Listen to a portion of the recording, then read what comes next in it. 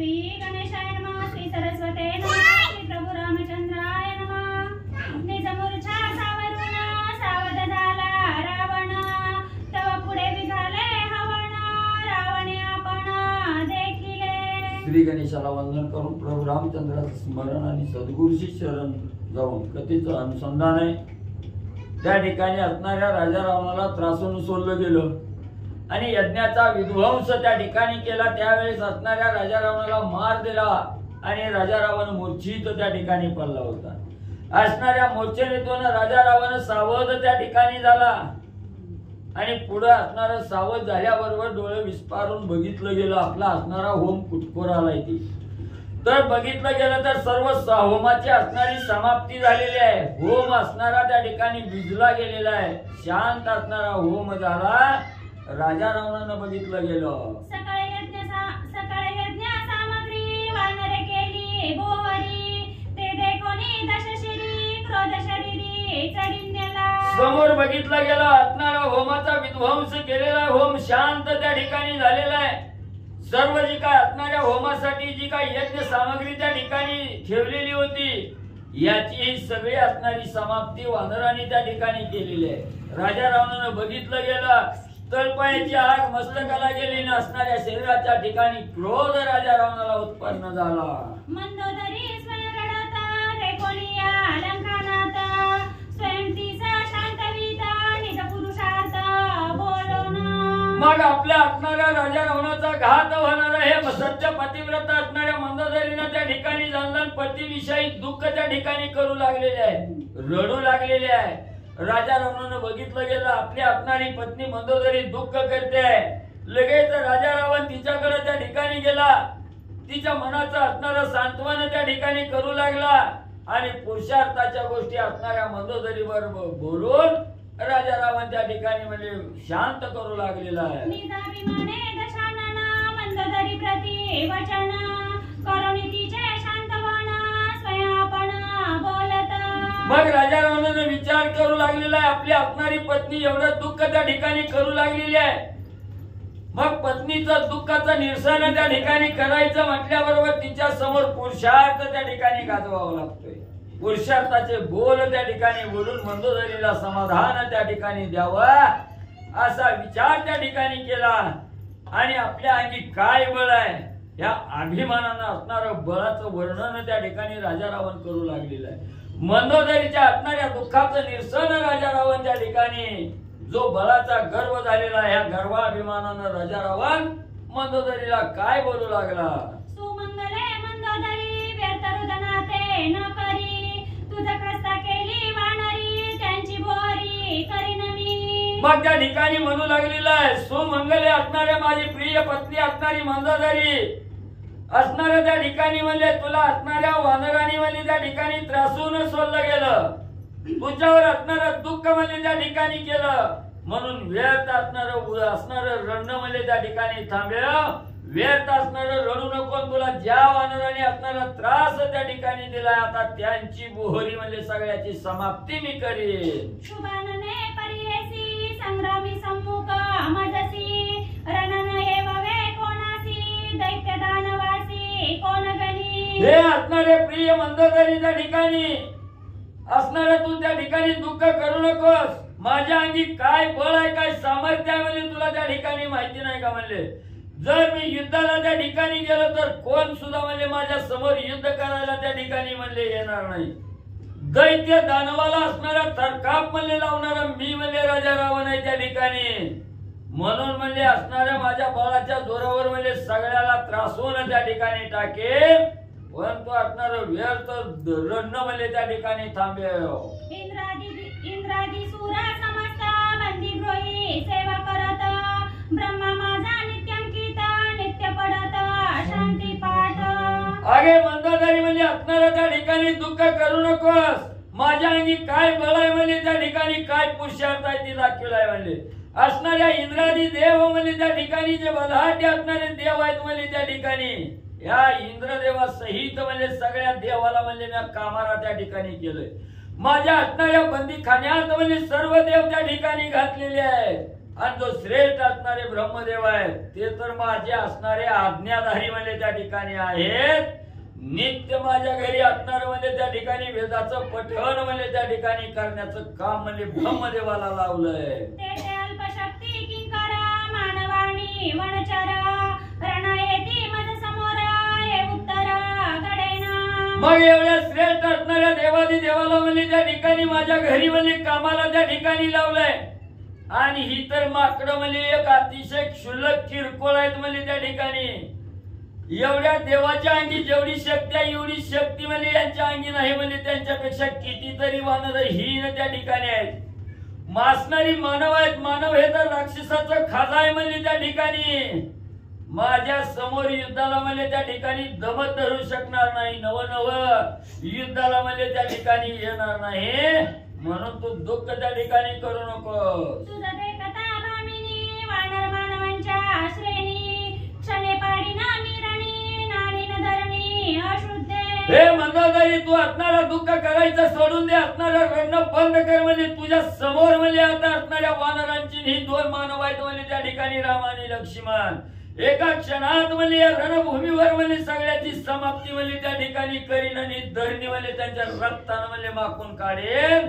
राजा रावण असणारा त्या ठिकाणी अभिमानानं मंदोदरी समोर बोलू लागलेला आहे. माझे क्रोध दृष्टी पुढे केवी राती माकडे आता रणी पाडीना लोंढे निज निवाडे पाहे तू. एकदा जर माझा असणारा क्रोध त्या ठिकाणी उपळला गेला आणि या क्रोध दृष्टी पुढे असणारा त्या ठिकाणी कोण सुद्धा म्हणजे ही माकडं म्हणजे राहू शकणार आहेत का त्या ठिकाणी.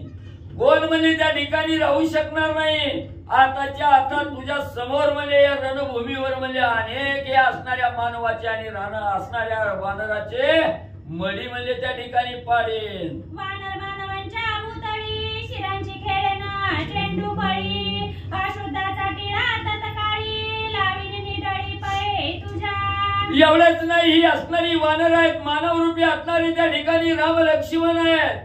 यांची असणारी मडी म्हणजे या धरणीवर म्हणजे त्या ठिकाणी पाडीन. धडा वेगळी मुंडकी त्या ठिकाणी करीन आणि क्रिकेटचा चेंडू खेळल्यासारखं म्हणजे त्यांच्या मुंडक्याचा चेंडू करून म्हणजे त्या ठिकाणी खेळेन. आणि त्यांच्यात असणाऱ्या रक्ताचा टिळा म्हणजे मंदोदरी तुझ्या कपाळाला म्हणजे त्या ठिकाणी लावेन. एवढा पुरुषार्थ माझ्या अंगी आहे. म्हणून राजा रावण मंदोदरीला सांगू लागलेला आहे. जी हाती निश्चिता तुझं केले खस्ता व्यस्ता ते उपडीना समजता तुझं देखता भामिनी. आणि ज्याने म्हणजे ज्या हातानं म्हणजे तुझी एवढी निर्भत्सना त्या ठिकाणी केली खस्ता व्यस्त अवस्था म्हणजे तुझी त्या ठिकाणी केली त्याचा हात म्हणजे देहा वेगळं म्हणजे एका क्षणात त्या ठिकाणी म्हणजे उपडून तुझ्या समोर म्हणजे त्या ठिकाणी दाखवेन. हातापायांची कांडोरी शिरांच्या वडवाळी थोरी तुझं ते कथा करीन जरी तरीच निर्धारी मी रावण. ज्या हाताने तुला त्या ठिकाणी त्रास दिलाय ती हाताची खांडोळी म्हणजे त्या ठिकाणी केल्याशिवाय राहत नाही. आणि त्यांच्या असणाऱ्या डोक्याची म्हणजे असणाऱ्या शिराची मुंडक्याची असणारी चेंडू फळी म्हणजे त्या ठिकाणी करेन. तुझ्या समोर म्हणजे सगळं कार्य त्या ठिकाणी करून दाखवीन तरच मी नावाचा रावण आहे. न्यूटोनिया वानरगण राम सौमित्राच्या रुधिरे जाण तुझ्या दुःखाचे क्षाळन करीना पण सुंदरी. एवढंच नाही सगळ्या वानरांचा असणारा काटा त्या ठिकाणी काढीन. राम लक्ष्मणाच्या रक्तानं म्हणजे तुझ्या असणाऱ्या दुःखाचं क्षाळन म्हणजे त्या ठिकाणी मी करेन.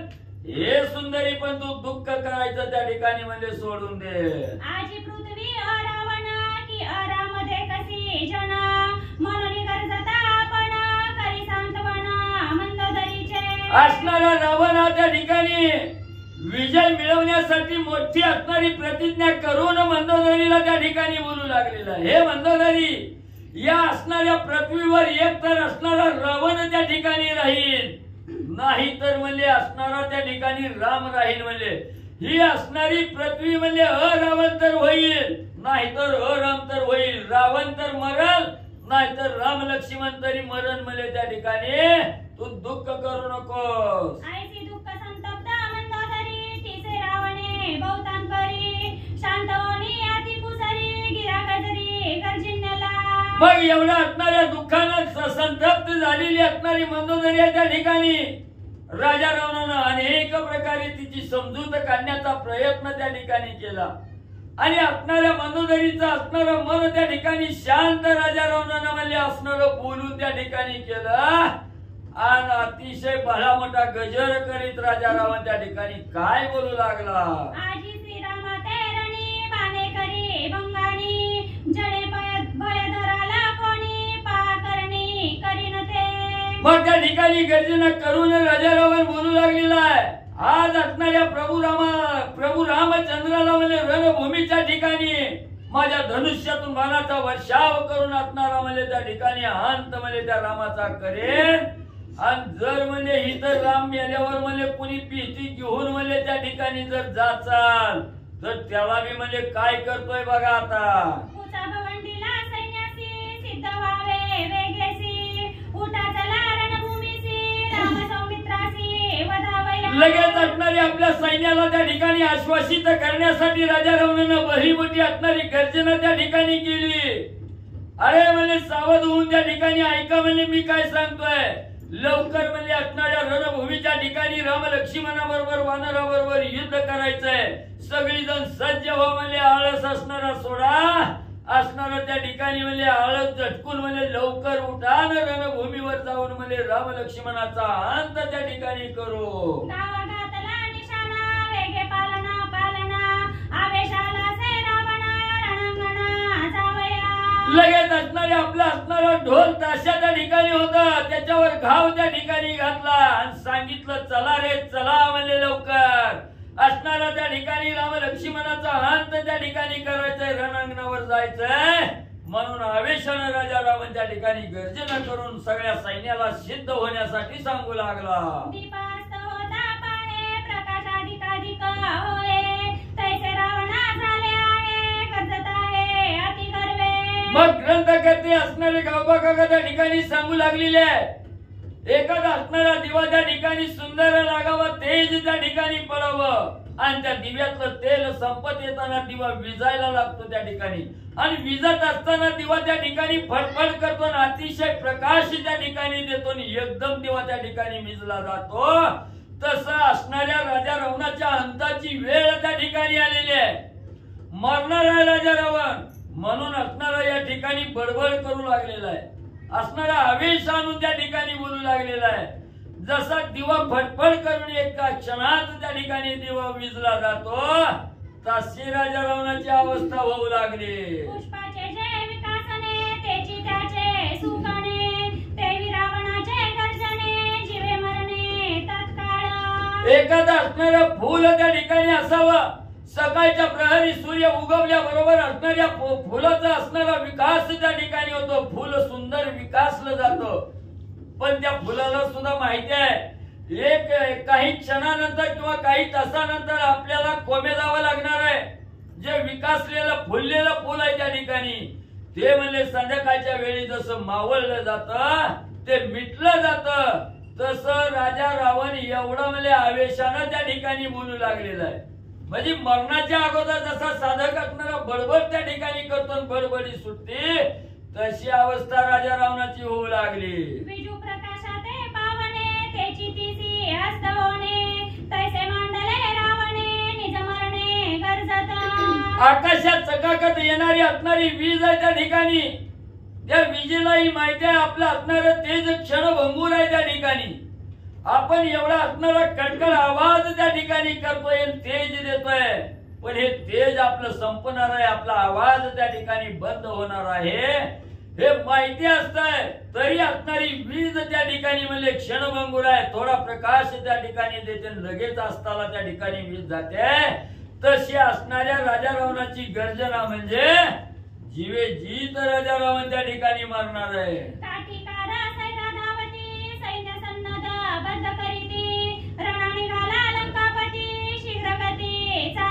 लगेच जे काही असणारे सेवाधारी सेवक आहेत राजा रावणाची गर्जना त्या ठिकाणी ऐकली गेली. सर्व सैन्य सज्ज त्या ठिकाणी झालं. शस्त्र अस्त्र हातामध्ये त्या ठिकाणी घेतली आणि गर्जना करून सांगू लागली राजा रावण म्हणजे रणभूमीच्या ठिकाणी युद्धासाठी चाललाय. लवकर म्हणजे राजा रावणाच्या मागे चला म्हणून असणारे सेवक त्या ठिकाणी बोलू लागले. म्हणून या त्वरित सोटे मारा करी दूत तेने नगरी आत्या कांता कळकळीत मग म्हणले अजून म्हणले आपला राजा म्हणले रणभूमीवर म्हणले युद्ध करण्यासाठी जाऊ लागला, तुम्ही काय म्हणले बायका लेकरात घरात बसला. म्हणून सेवकाने हातात काट्या घेतल्या आणि घरामध्ये घुसून म्हणजे जी घरात बसलेली होती त्यांना मारून म्हणजे काट्याचा मार देऊन घराच्या बाहेर त्या ठिकाणी काढू लागली. रणभूमीवर हाकू लागली. त्यावेळेस असणारी जी बायका लेकरं होती ती कळकळ करू लागली, किलकिल करू लागली. कशामुळं? जी आजपर्यंत रणभूमीवर गेली ती कोण म्हणजे माघारी त्या ठिकाणी आली नाही. ती आता आपल्या असणाऱ्या नवऱ्याला पोराला म्हणजे पुढे घालून त्या ठिकाणी न्यायला लागली. ती ही काय माघारी येणार आहे ती म्हणून दुःख करू लागली.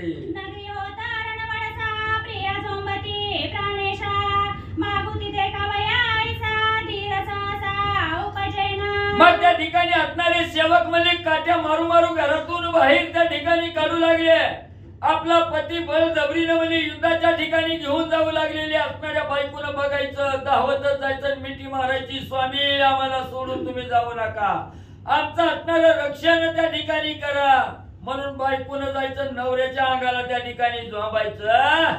परत म्हणजे त्या ठिकाणी तुम्ही जर गेला तर मागच्याची जशी गत झाली तशी तुमची होईल, आम्ही कुणाच्या तोंडाकडे बघून राहावं. आम्ही काय करू आता, मासी कोण निरूपिता, मरण आले लंकानाता, सांगती तत्वता करीत असे. मग लंकेतील जे असणारे रहिवासी आहेत, प्रजा लोक आहे, त्या ठिकाणी राक्षसांचा असणारा पराभव होणार आहे हे निश्चित आहे. काळ्या दगडावरची पांढरी रेघ आहे हे असणाऱ्या सर्वांनी जाणलं गेलं आणि दुःख करू लागली. पतिराया असणाऱ्या राजाचं कार्य करण्यासाठी तुम्ही जाऊ लागला, पण आम्हाला धीर देणारा कोण आहे, आमचं असणारं रक्षण करता करविता कोण आहे त्या ठिकाणी. नक्की म्हणजे राजा रावणाला मरण आलं आणि राजा रावणी एकटा मरणार नाही, सगळ्याला घेऊन म्हणजे त्या ठिकाणी मरी. आता मी करणे काही, तुम्हासी पाव कोणे ठाई, मनोरी कंठी झोंबती पाही, लोळणी ती गातली. त्या राक्षसाच्या बायका त्या ठिकाणी आपल्या पतीच्या अंगाला झोंबायच्या आणि बोलायला त्या ठिकाणी लागलेल्या आहेत. मालक म्हणजे तुम्ही असणाऱ्या रणभूमीच्या ठिकाणी गेला तर आमचं आता आम्ही कसं म्हणजे त्या ठिकाणी वागायचं, आमचं रक्षण कोणत्या ठिकाणी करायचं, लेकरा बाळाचं लाड कोण करायचं त्या ठिकाणी, आणि आम्ही कुणाला त्या ठिकाणी मागायचं, कुणाचं तोंड बघत म्हणजे असणारा संसार करावा. म्हणून बाया काकुलतीला येऊन नवऱ्याच्या गळा पडून रडू लागल्या. कांते प्रति कांत सांगता, देव पोशिला दिवस बहुत, रावणाचे वेतन खाता, त्याची रणात सोडू नये. मग एवढं बायको काकुलतीला येऊन नवऱ्याला त्या ठिकाणी आडवू लागली की नवऱ्यानं म्हणायचं, बाई थोडं सहन कर, आम्ही असणाऱ्या त्या ठिकाणी सालाचा सालगड्या नौकराव राजा रावणाचं मीठ त्या ठिकाणी खाल्लंय, म्हणून त्या राजा रावणाचं नीट करावं लागतंय काम म्हणले त्या ठिकाणी. तुम्ही रडू नका, दुःख करू नका.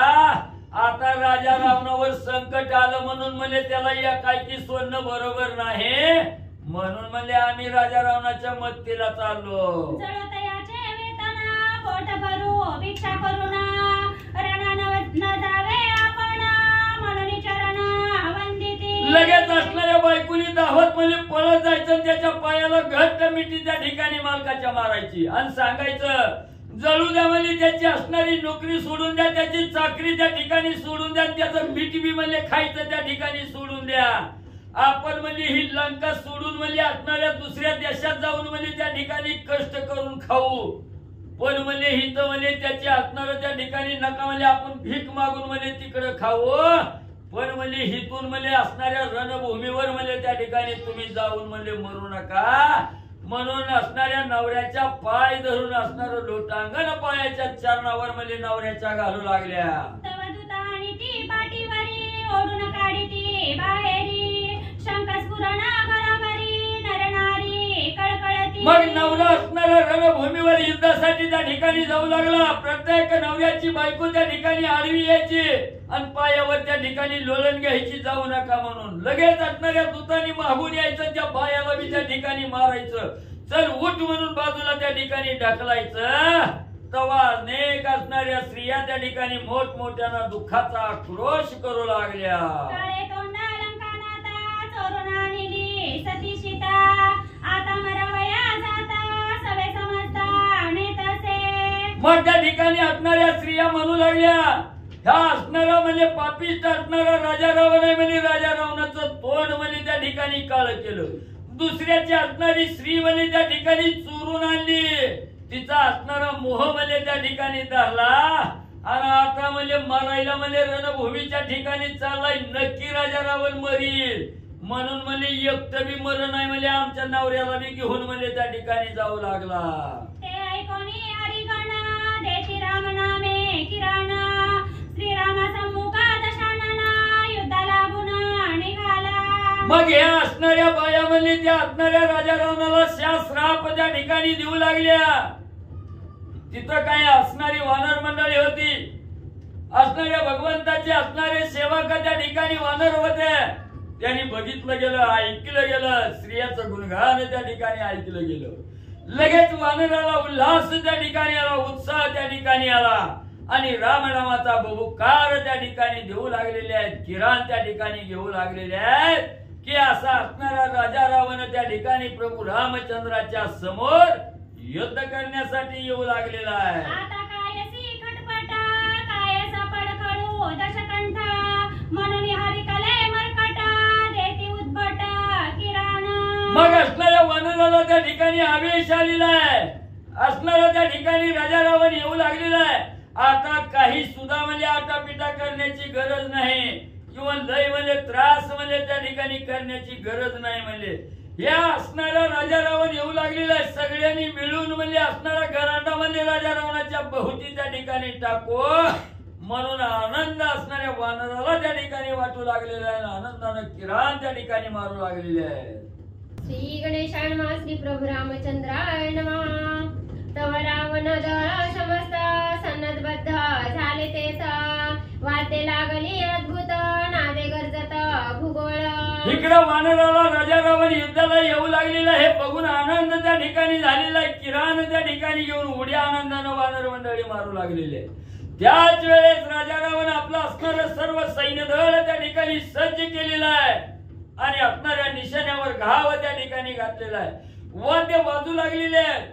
राजा रावण की जय म्हणत असणारी गर्जना करीत राक्षस येऊ लागलेले आहे. तुरे लागली विविध अनुहताचा निजनाद ध्वनी उठल्या भोविध भाग्य विविध रावणाचे. मग त्या ठिकाणी असणारा म्हणजे असणाऱ्या ध्वज पताका त्या ठिकाणी झळकू लागलेले आहेत. तुर त्या ठिकाणी म्हणजे झळकू लागलेले आहेत आणि असणारा त्या ठिकाणी अनाहताचा आवाज त्या ठिकाणी येऊ लागलेला आहे. जो योग प्रक्रियेत येतो ना, जो आवाज त्या ठिकाणी येतोय, आकाश मार्गाने असणारी गर्जना त्या ठिकाणी होऊ लागलेली आहे आणि असणारा ध्वनीचा आवाज त्या ठिकाणी निघू लागलेला आहे. राजा रावणाचं भाग्य म्हणजे आज फळाला त्या ठिकाणी येणार आहे. का राजा रावणाला असणारा मोक्ष त्या ठिकाणी प्राप्त होणार आहे म्हणून असणारा आगंतुक असणारा ध्वनी आकाशातून आणि त्या ठिकाणी निघू लागलेला आहे. बेरी मृदंग आणि शाना गुजबुजी गिडबिडी जाण काळाचे न काळा दारुणा भोंगळा सत्राणा त्राटिल्या. मग नाना प्रकारचं असणारं वाद्य राक्षसांनी त्या ठिकाणी आणलेलं आहे. मृदंग आहे, असणारी गिडबिडी नावाचं असणारं वाद्य त्या ठिकाणी काळ आहे, चिन काळ आहे, त्या ठिकाणी भोंगळा आहे, याचा असणारं गर्जना आणि म्हणजे त्या ठिकाणी येऊ लागलेली आहे. वेणू झल्लरी नाद उठिला ती गजरी विराणी वाजते कसरी नादा भीतरी मनणी वे. आणि म्हणजे तिथं असणारा विना म्हणजे त्या ठिकाणी वाजू लागलेला आहे. असणारा त्या ठिकाणी वेणू नावाचं वाद्य आहे, त्याचाही आवाज त्या ठिकाणी निघू लागलेला आहे. ज्याच्या कुणाच्या कानावर असणारा आवाज त्या ठिकाणी पडल त्याला असणारा आनंद, मनाला शांतता त्या ठिकाणी वाटू लागलेली आहे. परणावया मोक्षणारी निघाला से सडकरी अनुहत गजरी लावणीया. मग या ठिकाणी जसं म्हणजे नवरदेवाची वरात त्या ठिकाणी निघाली, रणामध्ये असणारा त्या ठिकाणी रणरूपी असणारा नवरा त्या ठिकाणी 10 तोंडाचा असणारा राजा रावण आहे आणि असणारा त्या ठिकाणी जसा असणारा नवरदेव म्हणजे वरातीत म्हणजे असणाऱ्या म्हणजे त्या ठिकाणी नवरीला असणारा त्या ठिकाणी वरून घेण्यासाठी असणारं पर्णन करण्यासाठी जसा नवरा त्या ठिकाणी वरातीतून जावा तसा हा असणारा रण नवरा असणारा राजा रावण आहे आणि मोक्षाची जी असणारी नारी आहे मोक्ष नगरी आहे. ही असणारी मोक्ष नगरी रूपी जी असणारी स्त्री आहे तिला वर्णन करण्यासाठी हा असणारा रणनवरा रूपी राजा रावण अतिशय आनंदानं म्हणजे त्या ठिकाणी जाऊ लागलेला आहे. सन्नदा चतुरंग सेना सवे सकळ युद्ध रचना शस्त्रांची विवंचना खडतर जाना सांगाते. मग बरोबर असणारं चतुरंग सैन्य आहे, असणाऱ्या रथातलं सैन्य आहे, पायदळ सैन्य आहे, घोड्यावरचं आहे, हत्तीवरचं आहे, असं असणारं चतुरंग सैन्य त्या ठिकाणी घेतलेलं आहे. युद्ध कसं करायचं याचाही विचार त्या ठिकाणी केलेला आहे. शस्त्र अस्त्र बरोबर त्या ठिकाणी घेतलेलं आहे आणि असणारं त्या ठिकाणी खडतर वाद्य वाजवत रणभूमीवर सैन्य जाऊ लागलेलं आहे. विचित्र कवचांचे भार खड्ग तो मार लवडी चक्र गदा मुग्दल पार सर्वे गाडे भार चालिले. मग म्हणजे प्रत्येकाने असणाऱ्या म्हणजे त्या ठिकाणी अंगावर म्हणजे काही शस्त्र त्या ठिकाणी लागू नये म्हणून असणारे कवच परिधान केलेले आहे. हातामध्ये असणारे तलवार आहे, तोमर आहे, लहुडी नावाचं चक्र त्या ठिकाणी घेतलेलं आहे. काही राक्षसांनी गदा मुग्धल त्या ठिकाणी परिधान केलेला आहे, जवळ घेतलेलं आहे आणि भारच्या भार लोंडच्या लोंड राक्षस सैन्याचं जाऊ लागलेलं आहे. विचित्र शस्त्रांची या जाती त्रिशूळ चेंडू जळीती किती एवं वीर परिहाती पागोरे पिटी ती भेंडी माळा. मग असणाऱ्या त्या ठिकाणी नाना प्रकारची विचित्र असणारे नाना प्रकारचे शस्त्र त्या ठिकाणी घेतलेले आहे. त्रिशूळ घेतलेला आहे, चेंडू असणारा त्या ठिकाणी हातामध्ये घेतलेला आहे आणि ह्या हातातून त्या हातात टाकत असणारे चेंडू खेळत त्या ठिकाणी वीर जाऊ लागलेले आहेत. कित्येक राक्षसांनी हातामध्ये परिघ नावाचं शस्त्र त्या ठिकाणी घेतलेलं आहे. पागोरे त्या ठिकाणी भेंडीमाळा घेतलेले आहेत आणि युद्धावेशानं रणभूमीकडे जाऊ लागले. गाडे भरवणी अपार शौर सुवर्ण बंदी कोदंड भार ज्यांचा ऐकता टनत्कार कापे थरथर त्रिलोक. आणि असणाऱ्या त्या ठिकाणी असंख्य म्हणजे असणाऱ्या रथाचं गाड्या भरलेलं म्हणजे असणारे त्या ठिकाणी धनुष्यबाण घेतलेले आहे. सुवर्णमय असणारे त्या ठिकाणी धनुष्यबाण घेतलेले आहे आणि ज्याच्या असणाऱ्या धनुष्याचा निस्ता आवाज म्हणजे त्या ठिकाणी ऐकला गेला त्रैलोक्याचा थरकाप त्या ठिकाणी सुटल एवढं दुर्धर असणारे म्हणजे धनुष्य घेऊन गाडा भरून निघालेला आहे. शास्त्र देवता समजती बेनेची चावे चालती विपाय वाचला लंकापती करील शांती सकळांची. मग त्या असणाऱ्या अस्त्र देवता सगळ्या मिळून म्हणजे त्या ठिकाणी राजा रावणाच्या सैन्याबरोबर म्हणजे त्या ठिकाणी चालू लागलेले आहेत आणि त्याच वेळेस असणाऱ्या अस्त्र देवतेनी सुद्धा विचार त्या ठिकाणी केला नक्की म्हणजे इथं असणारं एवढं संकट म्हणजे राजा रावणावर त्या ठिकाणी आलेलं आहे. नक्की असणारा त्या ठिकाणी म्हणजे राजा रावण म्हणजे त्या ठिकाणी मेल्याशिवाय राहणार नाही. राजा रावण म्हणजे एकटा मरणार नाही, सगळ्याची शांती म्हणजे राजा रावण केल्याशिवाय राहणार नाही. म्हणून असणाऱ्या अस्त्र देवता सुद्धा त्या ठिकाणी विचार करू लागल्या. येणे भय करोनी जाण समुद्र अस्त्र देवता गण स्वयं चालवी दशानन विचित्र विंदान सेनेचे. मग त्या ठिकाणी अस्त्र देवता म्हणजे आपल्याला सहकार्य त्या ठिकाणी करणार नाहीत म्हणून राजा रावणाने त्या ठिकाणी शस्त्र देवतेलाही धाक त्या ठिकाणी दाखविला आणि सर्व असणाऱ्या मंत्राचं प्रयोजन करून सर्व अस्त्र देवता त्या ठिकाणी राजा रावणाचा धाक घेऊन म्हणजे भीतीनं म्हणजे राजा रावणा सगळं आणि जाऊ लागल्या. गोदा पळता कांबरी बाळे झळकतीच्या वारी दिव्य छत्रे सैन्यावरी राक्षस भारी अतिशोभा. मग एवढं राक्षस सैन्य त्या ठिकाणी असणाऱ्या रथाला ध्वज पताका त्या ठिकाणी लावलेले आहेत. आकाशामध्ये अतिशय शोभून त्या ठिकाणी दिसू लागलेले आहेत. असणारे भाले हातामध्ये भाले त्या ठिकाणी घेतलेले आहेत. चौऱ्या त्या ठिकाणी त्या भाल्याला लावलेले आहेत आणि दिव्य असणारी छत्र म्हणजे त्या ठिकाणी डोक्यावर परिधान केलेली आहेत.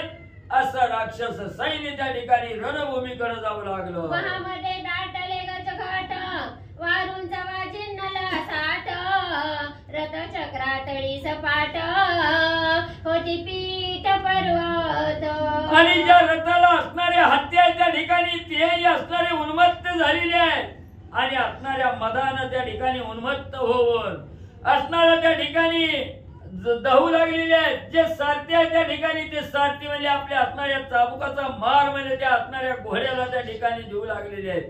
त्याच वेळेस असणाऱ्या त्या ठिकाणी म्हणजे असणाऱ्या हत्तीच्या पायाखाली जे असणारे पर्वत आहेत ते पर्वत म्हणजे अतिशय पिठासारखे चूर्ण त्या ठिकाणी होऊ लागले. पुत्र प्रधानाचे दुःख स्त्रियेची खसास अलोलिक आठवणी दशमुख क्रोध देख कापत.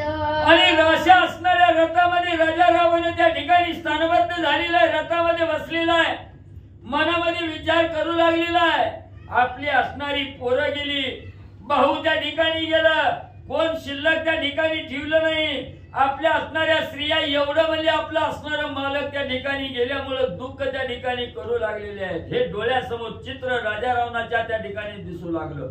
आणि त्याच्या असणाऱ्या त्या ठिकाणी मागच्या घटनेचा आठवडा झाला. राजा रावण क्रोधानं लाल भडक त्या ठिकाणी झालेला आहे.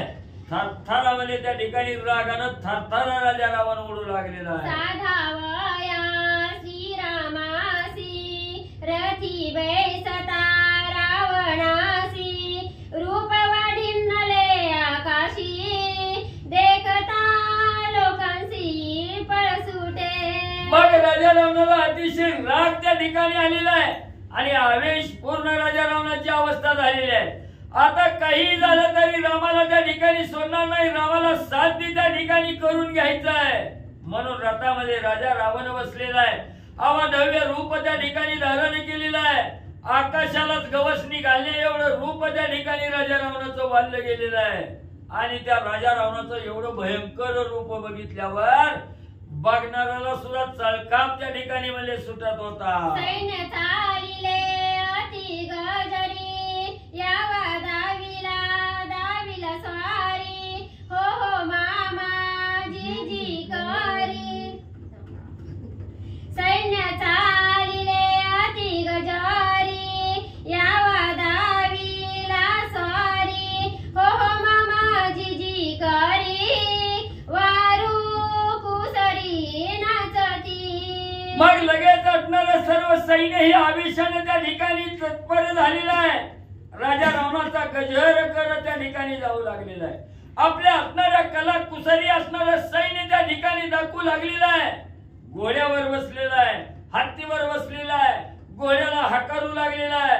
हो हो मामाजी करत असणारं सैन्य त्या ठिकाणी नाचत बागडत त्या ठिकाणी म्हणजे जाऊ लागलेला आहे. सैन्य चालिले गणराट अश्वगजांचे पैठाट सैन्य रथांचे गडगडाट राजे अंबर गोंधळे. मग एवढं असणाऱ्या राजा रावणाचं सैन्य उन्मत्त झालेलं आहे. आवेशाने त्या ठिकाणी जाऊ लागलेला आहे. हत्तीचा घोड्याचा असणारा त्या ठिकाणी थाटच्या थाट म्हणजे असणारा त्या ठिकाणी कळपच्या कळप म्हणजे जाऊ लागलेला आहे. एवढा असणारा रथाला असणारा घोडा आहे, हत्ती आहे त्या ठिकाणी त्यांच्या पावलाला असणारी धूळ त्या ठिकाणी उडू लागलेली आहे. सर्व असणारं आकाश त्या ठिकाणी धुळीनं म्हणजे कोंडून गेलं. दिवी भुवी अंतराळ दिशांच्या पोकळ सकळ हृदय गोंधळे जगती तळ रवी मंडळ झाकले. मग या असणाऱ्या रथाचं पासून जी धूळ त्या ठिकाणी निघू लागलेली आहे ही असणाऱ्या त्या ठिकाणी स्वर्ग मृत्यू पाताळ म्हणजे ही असणाऱ्या त्या ठिकाणी भरून गेलेलं आहे. सर्व दाही दिशेच्या असणाऱ्या पोकळ्यामध्ये धुळीनं त्या ठिकाणी भरून गेलेले आहे. एवढं संपूर्ण जगती तळ म्हणजे असणारं त्या ठिकाणी आणि धुळीनं माकलं गेलं. दिवसाचं पडिला अंधार रजे बुडाले पैनेत्र दुर्निमित्ते थोर थोर तेथे सत्वर उठिले. मग एवढी असणारी धूळ आहे, दिवस आहे, पण सूर्याचं जे तेज आहे ते असणारं तेज त्या धुळीने त्या ठिकाणी झाकलं गेलं. दिवस असून असणारा अंधार धरणीवर त्या ठिकाणी पडलेला आहे. सर्व असणारी ह्या रथापासून निघालेली जी धूळ आहे ती धूळ असणारी सगळ्याच्या डोळ्यात त्या ठिकाणी जाऊ लागली. काय करावं हे पुढचं काय त्या ठिकाणी दिसना गेलं. असणारी अवस्था बिकट अवस्था असणाऱ्या सैन्याची होऊ लागली. चला अरे भाऊ पुंडलिक वरदारी विठ्ठल श्री ज्ञानदेव राम पंढऱ्यात भगवान की जय, राजाधिराज प्रभु रामचंद्र भगवान की जय, पवन सुत हनुमान की जय।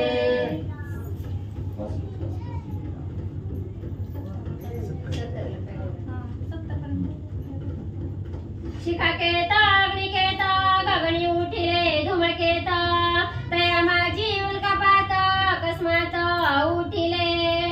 आणि अशा पद्धतीने जे काही असणारे अपशकुन आहे ते असणारे अपशकुन राजा रावणाला दिसू लागले, वाटू लागले। गगनी आकाशामध्ये सगळे असणारी धूळ आकाशामध्ये उडाली, सूर्य झाकून गेला आणि त्याच्यामध्ये अचानक भूकंप भूस्फोट अशा प्रकारचे काही त्या ठिकाणी दुश्चिन्ह दिसू लागले। नक्षत्रे पडती टळटळा, भूकंप तसे वेळोवेळा, बाळू भुंकती समकाळा, अग्नी ज्वाळा व मुनिया।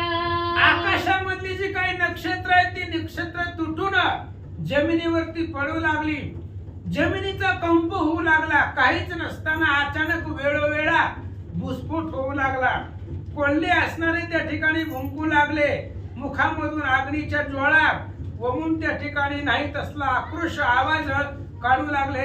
असे असणारे दुश्चिन्ह रावणाला दिसले। हनुमंते पूर्वी प्रबोधिला, तो आठवा धरणी वहिला, प्रतिकूल वायू सुटला, उडवू लागला राक्षसा। आणि वारा सुद्धा त्या ठिकाणी असणारा भयंकर सुटला, सोसाट्याचा वारा सुटला, चक्रीवादळासारखं। का सुटलं? हनुमंताने सांगितलं होतं पूर्वी, म्हणले भास्कर यांच्या बाजूने काम करायची, तुमच्या सोडवणीसाठीच आम्ही आलो नाही, त्याच्यामुळे आता आमच्या बाजूने राहायचं जरी त्यांच्याकडे असलं तरी काम आमच्या बाजूचं करायचं। म्हणून भयंकर अशा प्रकारचा वारा सुटला आणि ते असणाऱ्या वाऱ्यानं राक्षसी जी होती ती पालापाचोळ्यामध्ये आकाशामध्ये उडवू लागली। हनुमंताच्या सांगण्यावरून वायू खवळला, वस्त्रे उडती आकाशा, वायू भरला राक्षस घसा, प्राण परतेना सहसा, थोरा दुर्दशा रावणा। आणि अशा प्रकारचा भयंकर वारा सुटला, एवढा वारा सुटला अंगावरची कपडे सुद्धा त्या ठिकाणी असणारी उडून जाऊ लागली, कपडे सहित राक्षस उडायला लागली। उडत असताना त्यांच्या घशामध्ये एवढं वारा शिरलं की प्राण जातोय की काय अशी अवस्था राक्षसांची झाली। दुर्धर अशा प्रकारची अवस्था रावणाची झाली। हे अपशकुनामध्ये जगतोय की मरतोय अशी अवस्था सर्वांची झाली। धुळी भरले ते डोळे, स्वसैन्य परसैन्य न कळे, पुढे पाऊलही न उचले, बुलविले सकळांची। आणि वारा सुसाट्याचा वारा सुटला होता, त्याच्यामुळे एवढी धूळ उडाली होती डोळ्याच्या असणाऱ्या डोळ्याभोवती, एवढी धूळ जिथं बघल तिकडे सगळं असणारा धुकारच दिसत होता, दूरच दूर दिसत होता। त्यामुळे आपलं सैन्य कोणतं आहे, परक सैन्य कोणतं आहे काही कळत नव्हतं। एक पाऊल सुद्धा उचलून पुढे टाकावा हेही शक्य नव्हतं, कारण पुढचं दिसतच नव्हतं। अशा प्रकारची अवस्था राक्षसांची झाली। रवी मंद रश्मी झाला पाही, दिशा धुंदल्या सर्वही, सागरीचे जळतेही, लवलाही उचंबळले। आणि दिवस असताना सुद्धा अंधार दिसू लागला, कारण धूळ एवढी सूर्यावर दाटली होती, सूर्याचं प्रकाश सुद्धा हीन झालेलं होतं, प्रकाश सगळं लोपलेलं होता। त्यामुळे सूर्याचा प्रकाश पृथ्वी तलावरती रणांगणावरती कमी पडू लागला। सगळ्या असणाऱ्या दिशा ज्या आहेत त्या सगळ्या असणाऱ्या दिशांमध्ये धूर त्या ठिकाणी कोंदलेला होता। आणि अशा पद्धतीने पाण्याचं जी काय असणारं समुद्राचं पाणी आहे ती पाणी सुद्धा आकाशामध्ये उडू लागलं। अशी दुश्चिन्ह रावणाच्या पुढे झाली। ऐशी दुश्चिन्हे जी तुकी, सकळही रावण कटाकी, प्रवेशली एकाएकी, तेने दशमुखी सचिन जेवढे जेवढे वाईट चिन्ह आहेत, अपशकुन आहेत, तेवढी सगळी रावणाच्या सैन्यामध्ये आहे. रामाच्या सैन्यामध्ये यातला एकही प्रकार नव्हता. जी काय अपशकुनाचा प्रकार आहे सगळं रावणाच्या सैन्यामध्ये. अचानक हे असणाऱ्या दुश्चिन्हाने प्रवेश केला, त्यामुळे राजा रावणाला चिंता वाटले. म्हणे शंकराचे वचन मिथ्या करू शके कोण, यज्ञ उठिलिया विघ्न घात संपूर्ण कर्त्याचा. आणि अशा प्रकारची दुश्चिन्ह आपल्याच सैन्याकडे बघितली. त्यावेळेस राजा रावणाला आठवलं, महादेवांनी सांगितलं होतं, रावणा यज्ञ जर पूर्ण झाला तरच विजय आहे.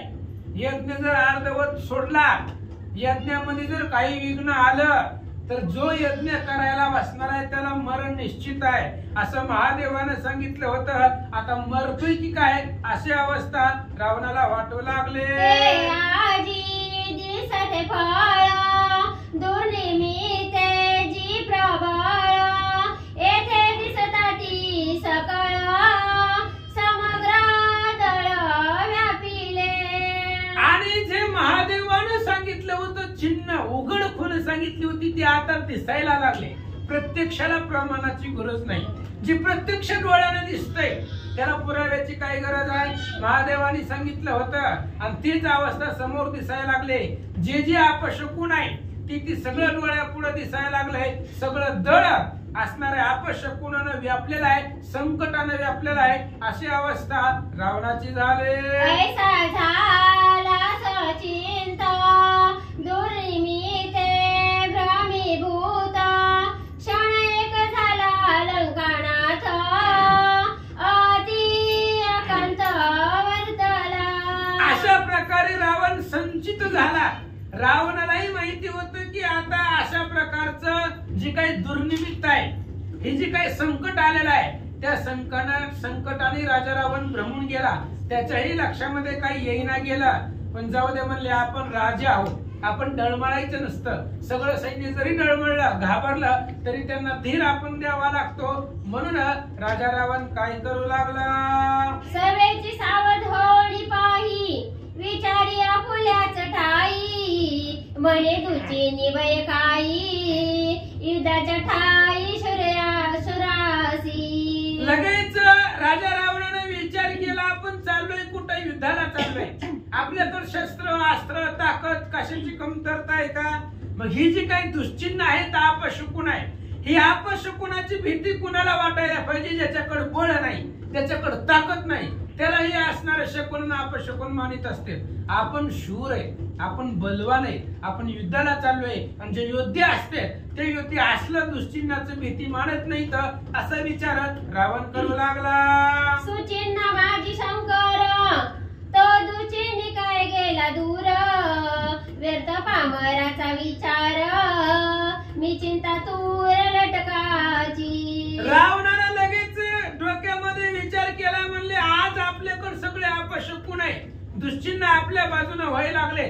मग महादेव आपल्या पाठीशी आहेतच की. म्हणले, सदुदित आहे. जोपर्यंत आपला शुभ काळ असेल तेव्हाच महादेव आपल्या पाठीशी असते. आणि जेव्हा जेव्हा आपल्याकडे संकट येईल, दुश्चिन्ह येईल, अपशकुन आहे, तेव्हा काय महादेव काय आपल्यापासून लांब असतात का. नाही. जसं रोजच्या वेळे महादेवजी आपल्या सोबत असतात, बरोबरीला असतात, जसं शुभ काळामध्ये महादेवजी बरोबरीला असतात, तसं वाईट काळामध्ये सुद्धा महादेवजी सोबत आहेत. विनाकारण चिंता करायला असा रावण बोलू लागला. रांडवे बायलेच्या परी चिंता तूर मी शरीरी, जळो माझी सामर्थ्य थोरी काय संसारी जीत असे. आणि इथं रडत बसलोय मी, ताकद नसताना ही नदी नपुंसकासारखं या ठिकाणी रडत बसलोय. काय गरज आहे, माझ्याकडे एवढा पुरुषार्थ आहे, अद्भुत बळ असताना सुद्धा एखाद्या स्त्री सारखं इथं काय मी रडत बसलो, असं मनाला राजा रावण धीर देऊ लागला. मनोडी झाला सावध निज सैन्य करीत बोध, मी त्या उठिले हे द्वंद्व त्याचा विषादन मानवा. राजा रावण बुद्धीच्या ठिकाणी सावध झाला. भीती त्यालाही वाटली होती, पण आपण भिलोय असं सैन्याला दाखवायचं नाही. राजा रावण सावध झाला. बुद्धीच्या ठिकाणी विचार केला आणि रावणानं बोलायला सुरुवात केली. हे बघा, जे जे शूर असतात, वीर असतात, योद्धे असतात, त्यांनी या असणाऱ्या दुश्चिन्हाला अपशकुनाला घाबरायचं नाही हे रावण सांगू शिवे लागला. पाहो आदरिले व्रत युधी लागली आघात रणी दुचित की सावचित निश्चितार्थ पावया. लगेच रावणाने सांगितलं, कशाला टेन्शन घ्यायला लागला. म्हणलं एवढं महादेवानं आपली परीक्षा घेतली. आपण जर संकट ह्यांच्यावरती सोडलं, ही सहन करते ती का नाही, देव परीक्षा बघतोय. हो, देव परीक्षा बघतोय. त्याच्यामुळे तुम्ही घाबरू नका. महादेव आपल्या पाठीशी आहे. महादेव आपल्याला सोडून जाणार नाही. उगा महादेवानंच हे सगळं संकट आणले. ह्या संकटामध्ये राजा रावण त्याचं सैन्य काय करतंय हे महादेवाला बघायचं आहे. म्हणून त्यानंच संकट आणलंय. घाबरू नका. चला, रावण बोलू लागला. ते शंकर कृपा आम्हासी आपे आप फळली कैसी आम्हा सम्मुख विघ्नासी रावयासी तोंड कैसे. अरे बाबा, नाही, संकट आपल्या पुढे कसं येणार आहे. आपण महादेवाचे भक्त आहेत. संकट आपल्या पुढे येणार नाही. मग कसं आलंय, महादेवानीच आणले. महादेवानी का आणले, ह्या संकटाच्या वेळेला नेमकं धीर धरतोय का खचतोय का माघारी पळून जातोय हे महादेवाला बघायचं होतं. म्हणून महादेवानी संकट आणलंय. नाहीतर एवढ्या मोठ्या महादेवाचे आपण बघतायत, एवढा मोठा समर्थ आपला पाठीरा काय आणि विघ्न काय आपल्या पुढे येणार आहे. रावण बोलू लागला. बाप कृपाळू शंकरा विघ्न निराशिले समाग्रा बिवण काचला शीघ्र नरवन्नरा निवटावया. आणि थोड्या वेळाने सगळी वाटोळी वगैरे सगळं शांत झाल्यानंतर ना लगेच रावणाने सांगितलं, बघा म्हणलं होतं का नाही, महादेव परीक्षा बघते. आता सगळं शांत झालंय. महादेवानंच आपल्यावरती कृपा केली. जे विघ्न आलेलं होतं, दुश्चिन्ह आलेलं होतं, ती गेलं. आता घाबरू नका, भिवू नका. शस्त्रास्त्र बरोबरीला घ्या आणि युद्धाला चला. ऐसे सांगोनी सैन्यासी आश्वासोनी तयासी समुख जाता रणभूमीसी रथ तोंड कसी आदळला. अशा पद्धतीने आपल्या सैन्याला सांगितलं, आश्वासन दिलं. म्हणले घाबरू नका, चला मी आहे पाठीशी, तुम्ही फक्त पुढे चला. माझं मी आहे म्हणले, तुमचं कमी जास्त बघायला चला म्हणले बिंदास. घाबरू नका, बेचन असतंय म्हणले. या असली शकून नापशकून काय याला घाबरायचंय. चला. कसं तरी असणाऱ्या सैन्याला धीर दिला. राजा रावण पुढे निघाला. थोड्याशा अंतरावरती गेल्यानंतर ना राजा रावणाचा रथाचे घोडे तोंडावरती आदळले. श्री गणेशाय नमः. श्री प्रभू रामचंद्राय नमः. विषम स्थळ नसता जाण भूमी असता समान वायू चालला स्वबंधन अडखळोनी पडेला. आणि कथेचं अनुसंधान असो अशा पद्धतीने राजा रावण निघाला. त्या सगळ्या अपशकुनाला पाठीमाग सगळं सैन्याला धीर दिलं. खोटं खोटं आश्वासन दिलं. चला म्हणले मी आहे पाठीमाग. सैन्य पुढे ढकलला. राजा रावण पाठीमागून निघाला. कुठेही गतिरोधक नसताना, खड्डा नसताना, काही नसताना, सुपर नॅशनल हायवे रस्ता असताना सुद्धा अचानक जे काही असणारे रथाचे घोडे होते, घोडे एकमेकाच्या पायात पाय अडकले आणि रथाचे घोडे जमिनीवर पडले.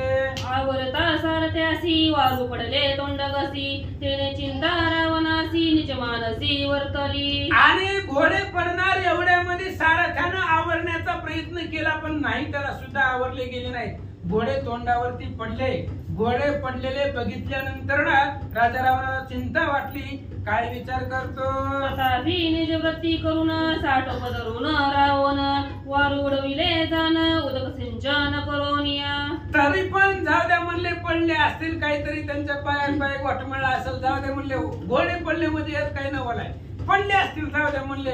राजा रावण उतरला, सारथी उतरला, घोडे असणारे उठवले, त्यांच्या असणाऱ्या तोंडावर पाणी वगैरे शिंपडलं, सावध केलं, रथाला झुंपले. अश्वांची या नेत्राद्वारा अश्रुबिंदी स्रवती सैरा ते पुसोनी वेगोत्तरा रवंदर संयोजी. आणि लगेचच पडलेले घोड्यांना उठवलं, त्यांच्यावरती पाणी वगैरे शिंपडलं. घोड्यांच्या डोळ्याकडे निरखून पाहिलं, त्यांच्या डोळ्यामधून पाणी वाहत होतं. असेच असणारे रथातले घोडे घेतले, रथाला झुंपले, रथ तयार केला. वरी राजा रावण बसला, निघाला. वीर रावण जगजेटी विघ्ने घालून या पोटी धनुष्यबाण धरोनी मुष्टी क्रोधे कडाडीटी चालीला. आणि लगेचच असणारा जगजेटी राजा रावण जी काही विघ्न आलेली होती ती पोटामध्ये घातली, दुसरा पर्यायच नव्हता. ही जी सगळे असणारे विघ्न होते ती विघ्नाला कस तरी पाठ देत देत देत हातामध्ये धनुष्यबाण राजा रावणानं सज्ज केला. अतिशय रागानं रामाच्या दिशेनं निघाला.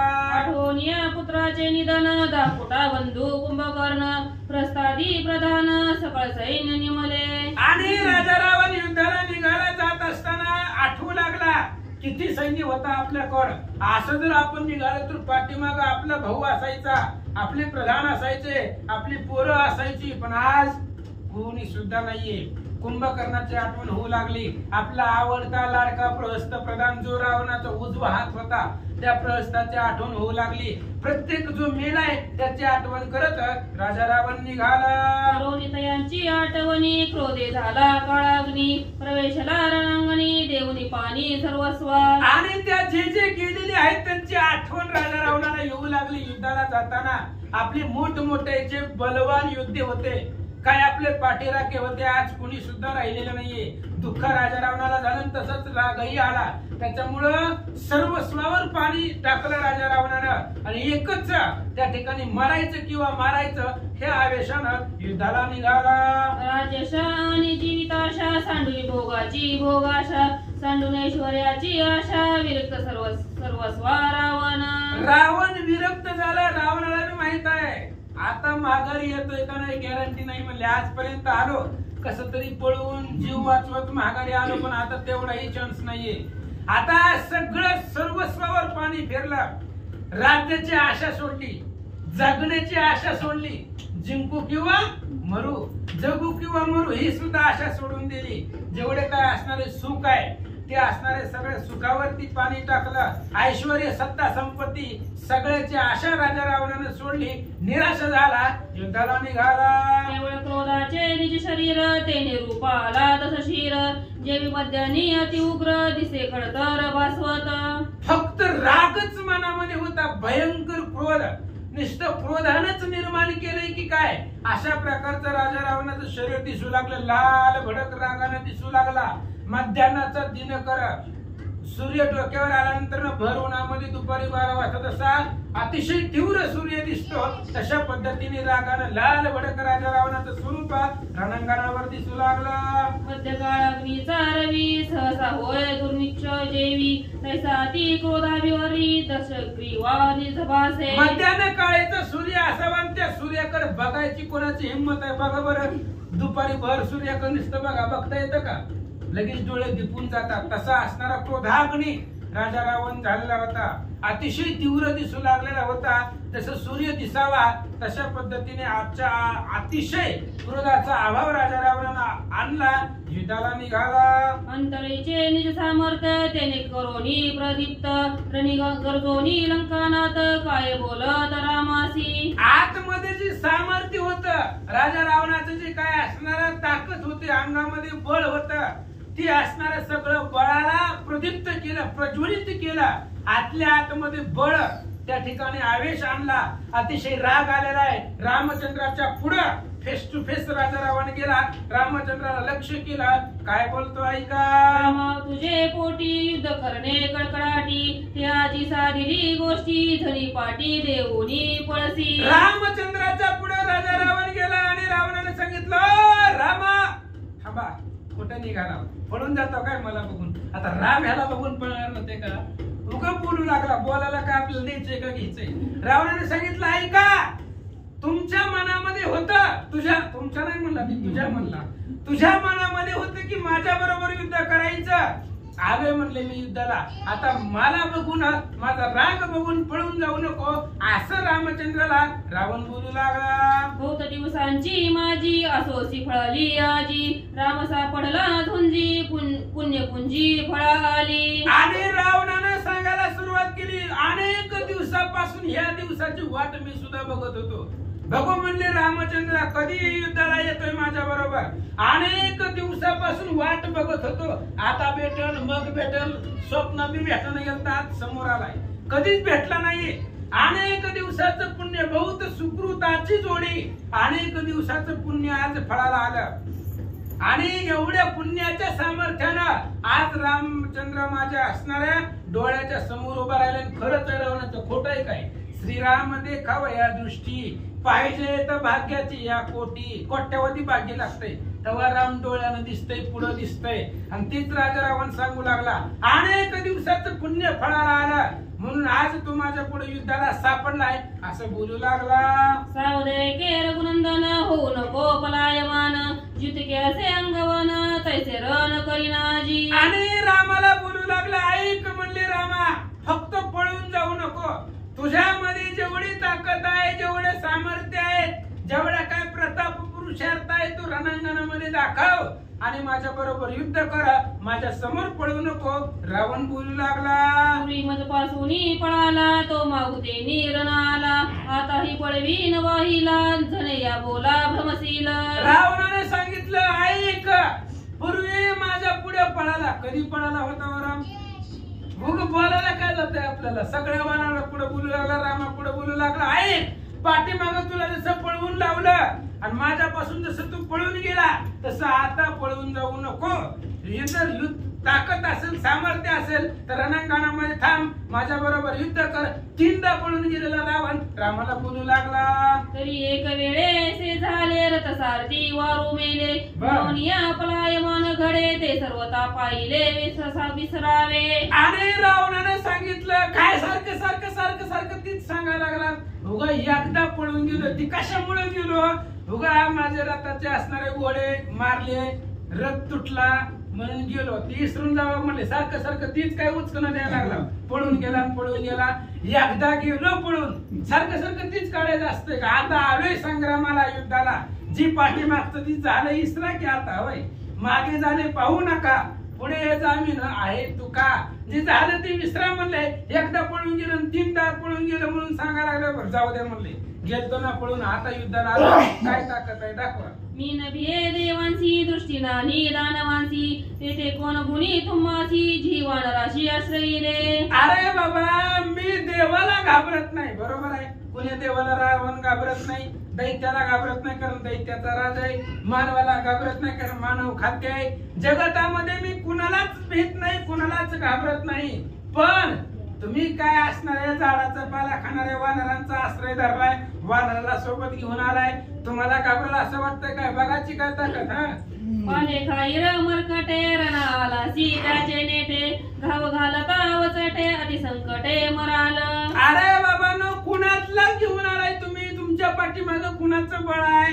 झाडाचा पाला खाणारी वानर त्यांचा आश्रय धरून आलाय त्या वानराच्या बळावरती आलेला आहे तर त्यांच्या नेटावरती आलाय.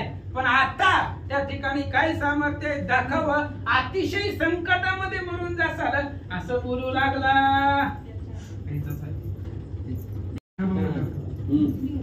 वीरवृत्तीचा गर्व बहुत तुझ माझी आले नांद तेने रणवीरा न गणित तो पुरुषार्थ जिदावी. आणि राजा रावण बोलू लागला रामा लय गर्व चाललाय रामाला सांगू लागलाय लय गर्व चाललाय म्हणले तुला वीरवृत्तीचा किती ताकद तुझ्यामध्ये आहे किती सामर्थ्य आहे त्याचा गर्व तुला चाललेला आहे. बघू म्हणले आज किती ताकद तुझ्यामध्ये आहे किती सामर्थ्य आहे. जेवढी जेवढी ताकद तुझ्यामध्ये आहे जेवढा जेवढा रणपुरुषार्थ आहे तेवढ्या तेवढा दाखव. रावण बोलू लागला ऐसे बोलता दशानन उतरणे धीर गुणंदन जय वचन सांडूपे सुनी राजा हंस. आणि जशा पद्धतीने राजा रावण एवढं बोलला रामचंद्राने एकच काम केलं काय बडबड करायचं तेवढे बडबड करू दे आपण लक्ष घालायचं तिचं कामच आहे. त्याने दुसरं केलंय काय आतापर्यंत? रावण बोलतो ज्या ज्या गोष्टी त्या घ्या मिथ्या चावटी सांगितलं होतं त्याच्याच बायकोनं बोलते सगळं खोटं म्हणले काही करत नाही. रामचंद्र म्हणले ह्याच्या बायकोला माहिती कसलं आहे पण कशाला बोलायचं मध्ये लक्ष द्यायचं नाही अजिबात लक्ष द्यायचं नाही. उपेक्षा केली तसं कावळा किती बी बडबड करू द्या राजहंस त्याच्याकडे लक्ष देत नाही त्याची उपेक्षा करतो तसं रामचंद्राने राजा रावणाच्या बोलण्याकडे लक्ष दिलं नाही. ह्या कानाने ऐकलं ह्या कानानं सिंह देखोनी वाडे कोडे क्षण भुंके पुढे पुढे ते श्रीराम रावणाकडे न पाहे कोडे सोनी. सिंह बोलावा, सिंहाने गर्जना करावी आणि सिंहाच्या पुढं जसं एखादा असणारा कुत्रा कोल्हा भुंकावा सिंहाच्या पुढं आणि सिंह जर उठावला जर सिंहाने जर मान जरी फिरवलं तर त्या असणाऱ्या कुत्र्याचं कोल्ह्याचं काय राहील का. जोपर्यंत सिंहाचं लक्ष नाही तोपर्यंत बडबड करून घ्या, भुंकून घ्या. तशा पद्धतीने रामचंद्र राजा रावण जसं बोलतात सिंह जसं लक्ष देत नाही तसा असणारा वीर पंचनाने भगवान परमात्मा रावणाकडे लक्ष देत नव्हता. रावणाच्या तिकट उत्तरी रामनबी चलन केसरी जेवी सिंहा पुढे कोल्हा करी निज गजरी शुकर. रावणाचं तिखट बोलणं होतं, सोपं होतं का. अतिशय असणारा राग येईल अशा पद्धतीने राजा रावण बोलत होता. पण रामचंद्राने उत्तर दिलं नाही. म्हणले कुणा कशाला उत्तर द्यायचं म्हणले, हे फक्त बोलू शकतंय काही करू शकत नाही. म्हणून रामचंद्राने त्याचा असणारं बोलणं उपेक्षून सोडून दिलं, लक्ष दिलं नाहीये. जसा एखाद्या सिंहापुढं कोल्हा डुक्कर कुत्रा बडबड करतो, सिंह जसा लक्ष देत नाही तसं रामचंद्राने लक्ष दिलं नाही. ते देखोनी लक्ष्मण क्रोधे झाला दिप्यमान निर्मिसला रावण काळे वदन पै तुझे. रामचंद्राने लक्ष दिलं नाही पण लक्ष्मणाला रागच सहन झाला नाही. माझ्या भावाला बोलतोय मी असताना रामचंद्राला बोलतोय लक्ष्मणाला राग आला आणि लक्ष्मणाला रागच येतं. अख्ख्या रामायणामध्ये कधी लक्ष्मणानं शांती धरली का. रागीट स्वभाव आहे त्याच्यामुळं भयंकर राग लक्ष्मणाला आला, रामचंद्राला आला नाही. कारण रामचंद्र शांतीचा सागर आहे, भगवंताला माहित आहे कुठं राग आणायचा कुठं नाही. रामचंद्र गप्प बसले पण लक्ष्मणाला भयंकर राग आला. रावणाच्या प्रति उत्तराला लक्ष्मणजी काय बोलतात. निर्लज्जन लाजसी दशकंठा ही नदीन संग्रम नष्टा व्रत वाढला सीमासे मोठा धर्म नष्टा दुराचारा. आणि निर्लज्ज पहिला शब्द वापरला, लाजच नाही तुला. लक्ष्मणाला बोलायला सुरुवात केली निर्लज्जा. सारखं पळून गेला आणि पुन्हा परत युद्धाला आणि तीच बोलतोय. प्रत्येक वेळी आलं की तीच बोलणं आहे, रिपीट तीच करायला लागला. लाज नसल्यासारखं बोलायला लागला. फक्त अंगानं वाढलाय, फक्त शरीरातल्या मांस आणि रक्तानं वाढलेला आहे. तुझ्यामध्ये ताकदच नाहीये. धर्म नष्ट आहे, धर्म नष्ट केलेला आहे, वाईट प्रवृत्तीला वागलेला आहे आजपर्यंत. लक्ष्मणजी बोलतात प्रथा बोलसी किती करोनी दावी रणख्याती जाणवे तुझी शक्ती शस्त्रयुक्ती पर्यावे. आणि मग बोलायला सुरुवात केली. अरे फक्त बोलायला लागलाय अनंत वाचाळ. अरे फक्त बोलू शकतो तू, काही करू शकत नाही. आणि जर करायचंच असतं तर आतापर्यंत एवढी मेली असती का.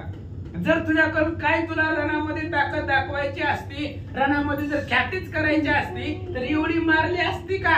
अरे काहीच करू शकत नाही तू, फक्त बोलू शकतोय.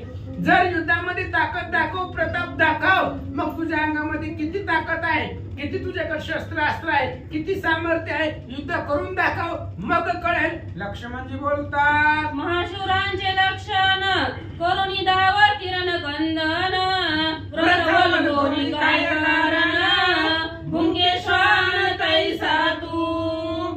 कुत्र्यानं जसं भुंकावं त्याच्या भुंकण्याला काही अर्थ नसते, उगाच भुंकत असते, कोणी लक्ष देत नाही तरी भुंकते. तसंय तुझं.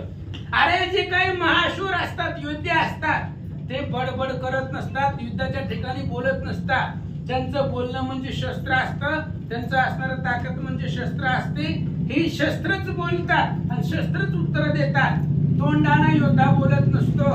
तो आल्यापासून बडबड लावली म्हणले काय ताकद आहे युद्धामध्ये दाखव. लक्ष्मणजी बोलतात ऐकोनी सौमित्र वचन क्रोधे खवळला रावण ग्रथे खवळे हुताशन तेरी दशानन शोभला.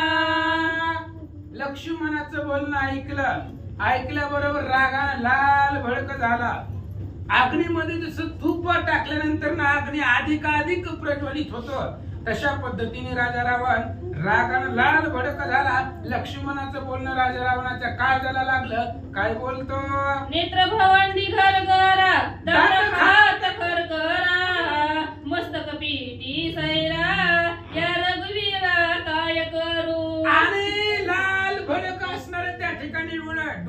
ठिकाणी गर गर गर गर भोंडू लागला, फिरवू लागला. लाल भडक असणारे त्या ठिकाणी डोळे झाले, दात कर कर कर कर खाऊ लागला. मस्तक हाताने त्या ठिकाणी पडवून घेऊ लागला, डोकं आपटून घेऊ लागला. काय करू? राम ऐकत नाही. आता काय करू विंदान माझवीन रणांगण तृप्त करीन भूतगण तै रावण मी सत्य. आता रावणाने एकच ठरवलं, रणांगण माजवायचं. विजय कोणाचा का होईना, जी काही भूतगण आहेत त्या भूतगणांना हे असणाऱ्या रक्त आणि मांस देऊन त्यांचं तृप्त करायचं. त्यांचं असणारं पोट हे असणाऱ्या मांस आणि रक्तानं भरवायचं, तरच मी राजा रावण आहे अशी गर्जना करून बोलू लागला. असे बोलता लंकानात भूते शकून मानित रावणे भूतगण तृप्त भाष्यवदत वाग्वेदी. रावणाने सांगितलं मी भूतगण तृप्त करीन, पण तीच असणार भूतगणाने ऐकलं. म्हणले वाघ दिवे वाचाय, वाचाच्या देवतानच त्याच्या मुखामधून बोलून घेतलंय काय भविष्य आहे, रावण मरणारच. आणि त्या राजा रावणाचं पिंड बक्षून ही भूतगण तृप्त होतील असं त्याचा अर्थ आहे. असं असणारे भूतगण बोलू लागले. क्रोधे खवळोनी वानर धनुष्यमुष्टी सज्जून. वेगी चढवून क्रोधे खवळोनी रावण धनुष्यमुष्टी सज्जोन. वेगी चढवोनी आगून सिटी बाण लाविला. भयंकर राग आला राजा रावणाला. एवढा राग आला हातामध्ये धनुष्य घेतलं, त्याला बाण सज्ज केला. बाण धनुष्याला लावला, त्याची कानाळी ओढली आणि पुढं ओळोनिया कानाडी गर्जोनिया हाक फोडे. श्रीराम साहे माझी ओढी रणनिर्वाडी पुरुषार्थ. बाण कानापर्यंत कानाळी ओढली. अतिशय मोठ्याने राजा रावणाने हाक मारली आणि सांगितलं रामा थांब म्हणले, पळून जाऊ नको. जर तुझ्यामध्ये हिंमत असेल, पुरुषार्थ असेल तर मी सोडलेला बाण आहे, त्या बाणाचं निवारण तुझ्या सामर्थ्याने करून दाखवा. रावण बोलू लागला. पुन्नली कवरदार विठ्ठल श्री ज्ञानदेव तुकाराम पंढरीनाथ भगवान की जय. प्रभु श्री रामचंद्र भगवान की जय. कपिवर्य महारुद्र हनुमान की जय. सरस्वते नमः. प्रभु रामचंद्राय नमः. उठवले सकळ दळ राणी उठला हल कलोळ भिडती राक्षस वळंगुळ युद्ध तुंबळ असं पांडुरंगा गोरपतम दुसरे चरण संतांच्या त्यांच्या कृपा आशीर्वाद आणि कथेचा विस्तार बाबाजी सद्गुरुदास तुका बसलेले सर्व श्रोते मंडळी साधू संत यांना साष्टांगपणी पाठ करून कथेला सुरुवात, कथेचा अनुसंधान. भांडण लागलं, उठले रे उठले आणि दरारे मारा अशी राक्षस आणि ओळंगळ म्हणजे वानर एकमेकाला म्हणू लागले. बरं मोठं युद्ध सुरुवात झाली. राक्षस बळे आणि ती काती वानर होते चेली ती वीर मुनी त्याची व प्रीती लोळवीत राक्षस. आपली ताकद कोणाला राक्षसाने लावलेल्या आणि असणारा भल्या मोठा असणारा दोहडे असणारे दगड एवढ्यात नाही का त्या तलवारीत वानरांना मारू लागले. वानरांनी ती झेलायचं, त्याच तलवारीनं राक्षसाला मारायचं अशी कित्येक राक्षस मारली. राक्षस ओपिती भाले पोटती वानरांची कपाळे अशुद्ध दिसती बंबाळे सर्वांगरी तळ वानरांच्या राक्षसाने हातात भाला घ्यायचा, तिकडून मारायचा, बरोबर वानराच्या कपाळावर लावायचा. कपाळावर भाला लागल्यावर वानर रक्ताने न्हाऊन निघायचं. गोरिकाधिक घात वळीता शोभे पर्वत देवी वानर सैन्यात शोभाद्भुत वानर. जसं एखादा पर्वत मध्ये घेरू तसं लाल भडक पर्वत दिसावा, तसं पर्वत असं की लाल भडक वानर रक्ताने दिसू लागली. तुटती वानर कपाळे पुच कमळुनी बळे शेवीची बेडती गोळांगुळे श्रीराम बळे आणि वार. आणि प्रभू रामचंद्राच्या बळाच्या जोरावर वानरांची जरी कपाळ फुटली गेली तरी आवेशाने असणार परत पुढचा राक्षस कुठला घाव टाकतो, त्या घावाचं निवारण कसं करायचं ह्याच्याकडे सर्व वानरांचं लक्ष होतं. गाव लागे जेत जेत श्रीराम लावित तेता नेने कानो पोनिया खदा नामे गरजाता मारिती. मग असणार वानरांना जिथं जिथं घाव लागला तिथं प्रभू रामचंद्राच्या चरणाची माती उचलायची आणि जिथं घाव लागला तिथं लावायची. लावल्याबरोबर ती जखम मलमपट्टी केल्याशिवाय लगेच गायब व्हायची आणि पुन्हा राम नामाचा गजर करत रणांगणाच्या ठिकाणी उतरायची. बाले त्रिशूळा मुदगर काती राक्षसांनी बाळे हाणीती. ते जे कोणी उत्पत्ती राक्षसा श्रीराम जय राम राम. हीच वाचायची दुसरी वाचायची. मग म्हणले असणार कुणाच्या हातात भाले, कुणाच्या हातात पट्टीश आहे, कुणाच्या हातात मुदगुल आहे. राक्षसावेशरी वानराला मारत होते. वानराला घेरायचे, पर्वतीकडून मारायचे. वाकुल्या देऊनी तुझ्याकडे सवेचे हानीती पर्वत खडे नामे गरजती माकडे बिडती निवारे रण मारा श्रीराम जय राम राम. वाकुल्या देव तुम्ही वरच्यावर हितनं जाणार होता जरा हितून अर्धा तुम्ही बघू लागते गेल्या गेल्या. हा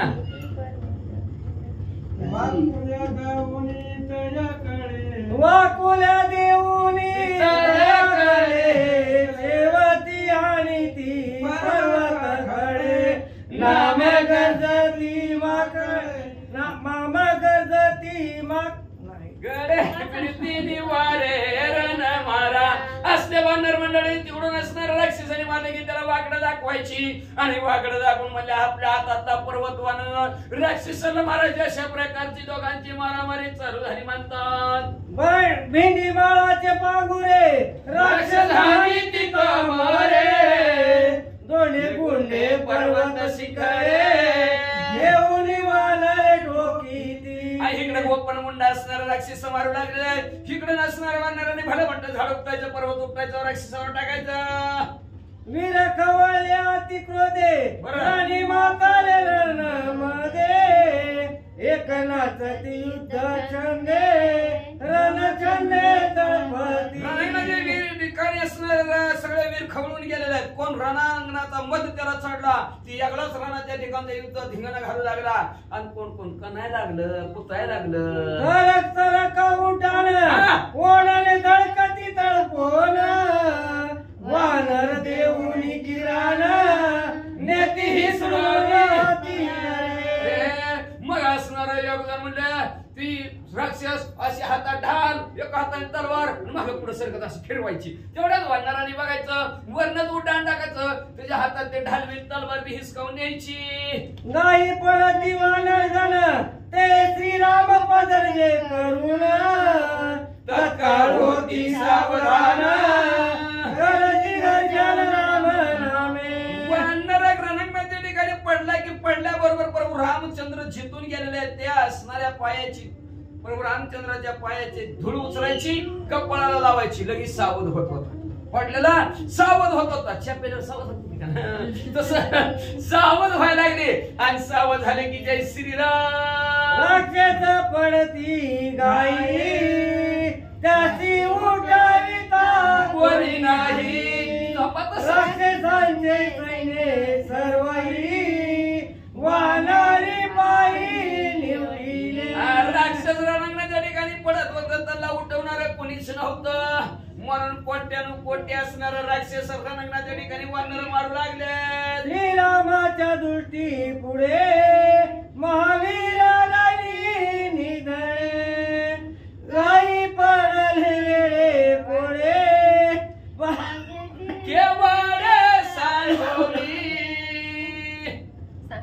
लक्षात ठेवा, देवाच्या पुढे अखिलकोटी ब्रह्मांडाचा नायक आणि त्या नायकाच्या प्रभू रामचंद्राच्या पुढं महान शूरवीर रणांगणाच्या ठिकाणचे महायोद्धे पडलेले आहेत, कौतुकाने पडू लागलेले आहेत. काय भाग्य थोर आहे, काय नशीब थोर आहे राक्षसांचं सुद्धा. देव त्यांच्या गावाला आलेले आहेत. आयसा आला घर चालून घर चालून भगवंत आलेले आहेत, घरी येऊन मारू लागलेले आहेत, मोक्षाला पाठवू लागलेले आहेत. खरेच नशिबान भाग्यवान राक्षस आहेत म्हणतात. श्रीराम समुख रणात युद्ध वेळी ते पडत, त्याच्या युद्धाचा जिंकता सावचित्त असं म्हणजे प्रभू रामचंद्राच्या युद्धासमोर डोळ्यासमोर प्रभू रामचंद्राला पाहत पाहत पाहत असणारा एकेका राक्षसांचा जीव जात होता. कुणाच्या भाग्यात आहे नशिबात आहे देव असावा आणि मरण यावर.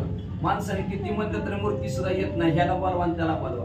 पण या रणांगणाच्या ठिकाणी असणारे सर्व राक्षस पडत आहेत युद्धाच्या ठिकाणी, आणि काय त्यांना सद्गती प्राप्त होत आहे, काय त्यांचं भाग्य आणि काय नशीब आहे पुढच्या बघा. सावध चित्ताच्या ठिकाणी होऊन ऐका मला. शिर एक तुटले चढून इंद्रपदा गेले, तेथील सुख नश्वर देखिले, मग परतले रामाकडे. एक असणारा वानर आला, त्या वानराने त्या राक्षसाच्या हातातली तलवार घेतली आणि मुंडक राक्षसाचं उडवलं. बरोबर ती मुंडक गेलं इंद्रपदाला, स्वर्गाच्या ठिकाणी इंद्रपदापाशी गेलं. पण इंद्रदेवाच्या असणाऱ्या नगरीतलं सुख त्यांनी बघितलं, तया सुखा होय नाश.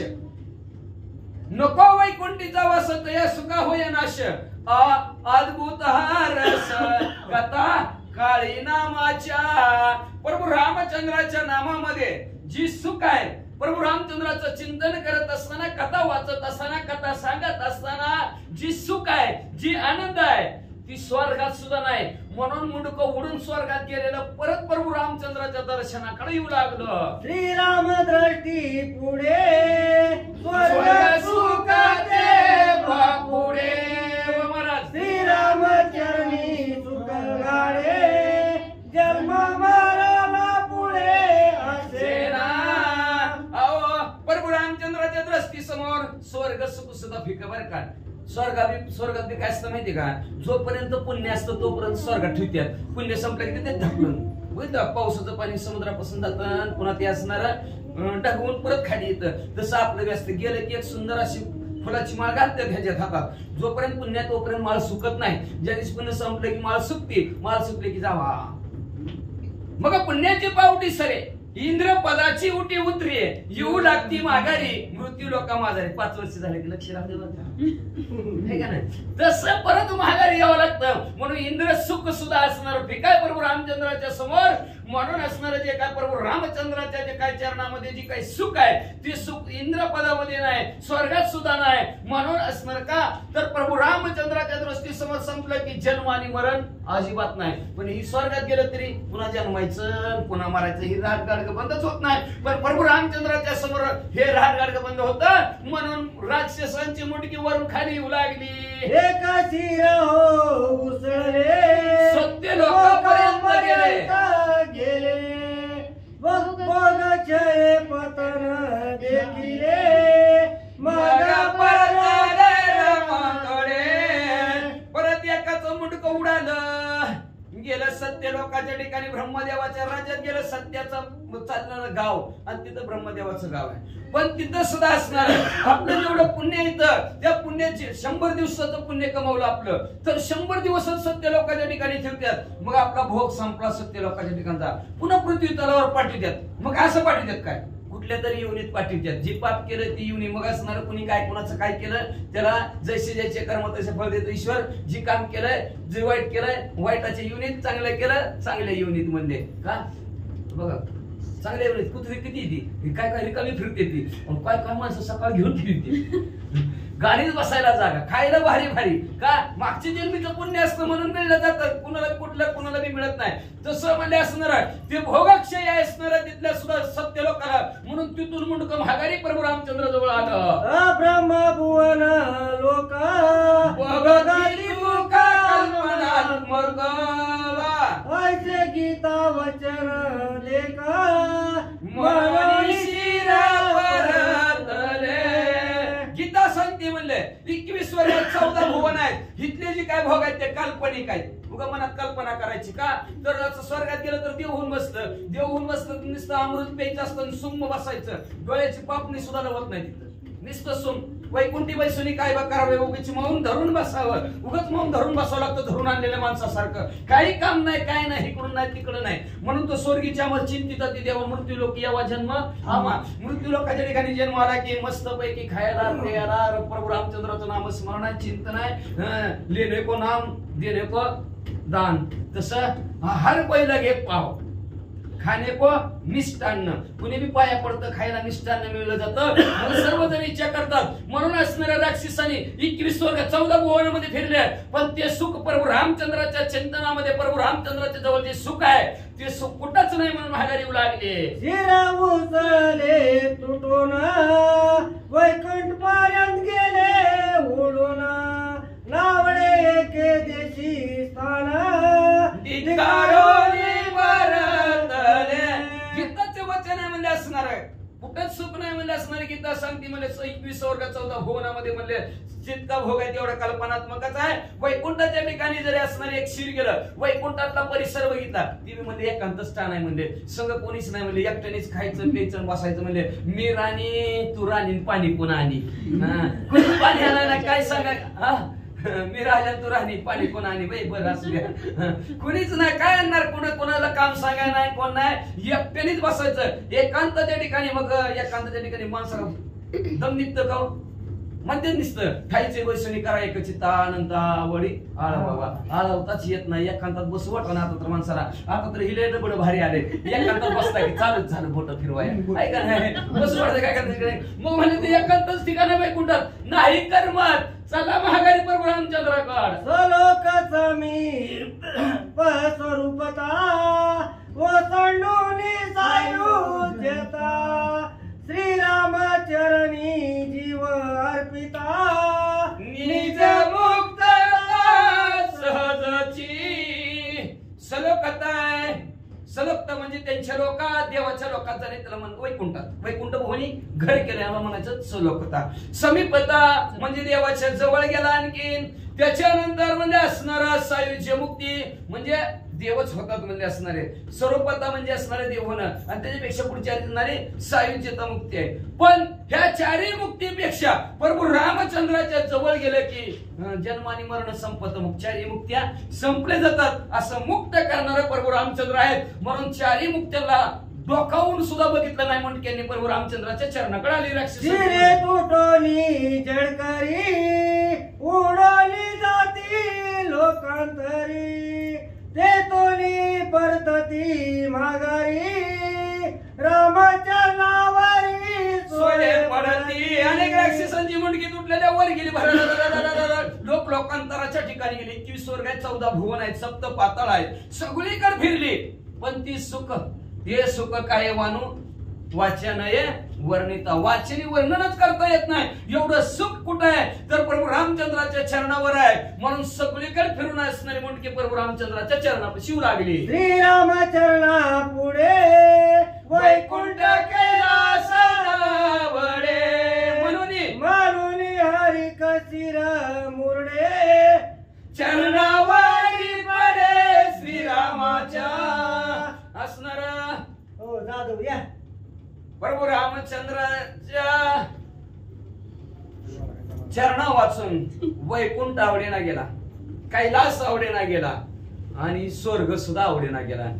आता झाले का पंचायती म्हणतात, आपण म्हणतात वैकुंठ असतंय का, स्वर्ग असतंय का आणि ती नरक असतं. सगळं असतं बाबा, फक्त बघितलेलं नसतं. आपण मग काय का नाही, सगळं असतंय बघितलं नसतं. पाकिस्तान बघितलंय का नाही, पण आहे का नाही, तसं नाही बघितलं. वैकुंठ आहे, स्वर्ग आहे, नरक आहे, सगळं असणार आहे. पण तिथं काय कोणाला सुख वाटना, आनंद काय, आम्ही काय तसलं स्वर्गवासी रिटर्न नाही कवळे सावळे तशा प्रकारे म्हणले चित्रात बघितलं फक्त. तसा स्वर्ग आहे ना तर बघा नसतच तर ती फुट बसतात कोणाच्या तरी असतात. स्वर्गवासी लिहिलेलं असतंय, वैकुंठवासी लिहिलेलं असतंय, कैलासवासी लिहिलेलं असतंय. पण नरकवासी वाचलं का कोणाच्या आजपर्यंत का? सगळ्याला भीती आहे नरकाची. तसं सगळीकडे फिरले पण कुठं सुख वाटना. म्हणून असणारी आनंदाने ती मुडकी म्हणजे राक्षसांची प्रभू रामचंद्राच्या चरणाकडे येऊ लागली.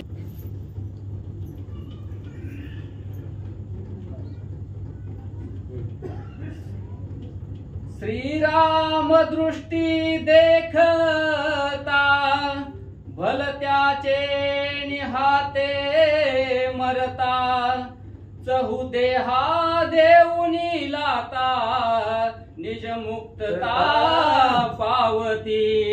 प्रभू रामचंद्राच्या हातून जर संपलं तर स्थूल, सूक्ष्म कारण, महाकारण ह्या तिन्ही चारही देहाच्या अवस्था संपतात आणि साधक मुक्त होतो.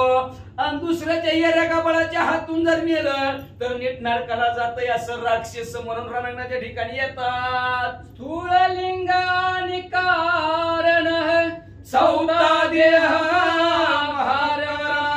निरसून तयाचे भान श्रीरामचरण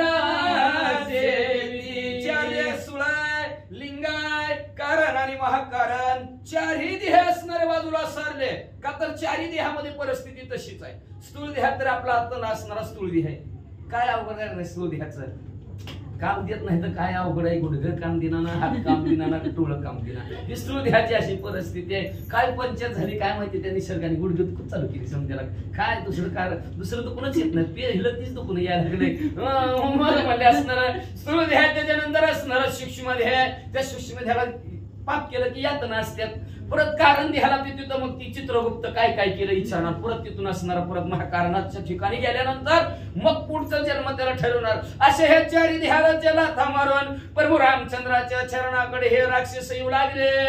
शिरे परतुनी मागुती श्रीरामाते वाढती वा येऊनी चरणावरी पडती उत्तीर्ण होती चहू देहा. मग असणारी ही मुंडकी राक्षसाची आकाशामध्ये गरगर फिरायची. प्रभू रामचंद्राला असणारी प्रदक्षिणा घालायची आणि वाळू आरती पुरवंड्या येती चंद्रभागेमध्ये करती. मग असणारे प्रभू रामचंद्राला मुंडक्याची वळणे असणारे राक्षस करू लागलेले आहेत आणि चारी देहाला लाथा मारून प्रभू रामचंद्राच्या चरणावर फिरू लागली. मागिले जन्माचे उसने वीर काढती श्रीरामचरण उसन्या घाई सम्मुख मरणे जन्म मरणे. मागच्या जन्माचं उसणं घ्यायला लागले ती बरं. मागच्या जन्माचं उसणं असतं लक्षात ठेवा. आपलं बी आधी उसणं मागच्या जन्माचं फेडता इथं येऊन आणि पुढच्या जन्माचं तयार करून ठेवता. एका दगडात दोन पक्षी मारायचे मनुष्य देहाला आल्यानंतर. मागच्या जन्माचं भोगायचं आणि पुढच्या जन्माचं तयार करायचं. ही दिवसभर भोगतो मागच्या जन्मातलं आणि इथं आलं की पुढच्या जन्माचं तयार करता एवढ्या चार भिंतीच्या आतमध्ये बरं का. परत इथनं बाहेर गेले की चालत अजून ती मागच्या जन्माचं फेडायचं. असं उसण्या घाई चालत त्या राक्षसांचं युद्ध प्रभू रामचंद्राबरोबर. गेल्या मागचीच असणारा पाप आज असणारा प्रभू रामचंद्राच्या दृष्टीपुढे असणारा सर्वच्या सर्व फेडायला लागल्यात आणि पुढचा जन्म असणारा तर नाहीच नाही. जन्म मरणाच्या पलीकडे प्रभू रामचंद्र चारी देहाच्या पलीकडे पोहोचवणारे मुक्ती देणारे मोक्ष देणारे प्रभू रामचंद्र आहेत. म्हणून म्हणते की प्रभू रामचंद्राच्या चरणावर येऊ लागली. ते कुणी समजता वीरावश बहुता युद्ध करिता साठोपता फाडावया खाता जन्माच्या.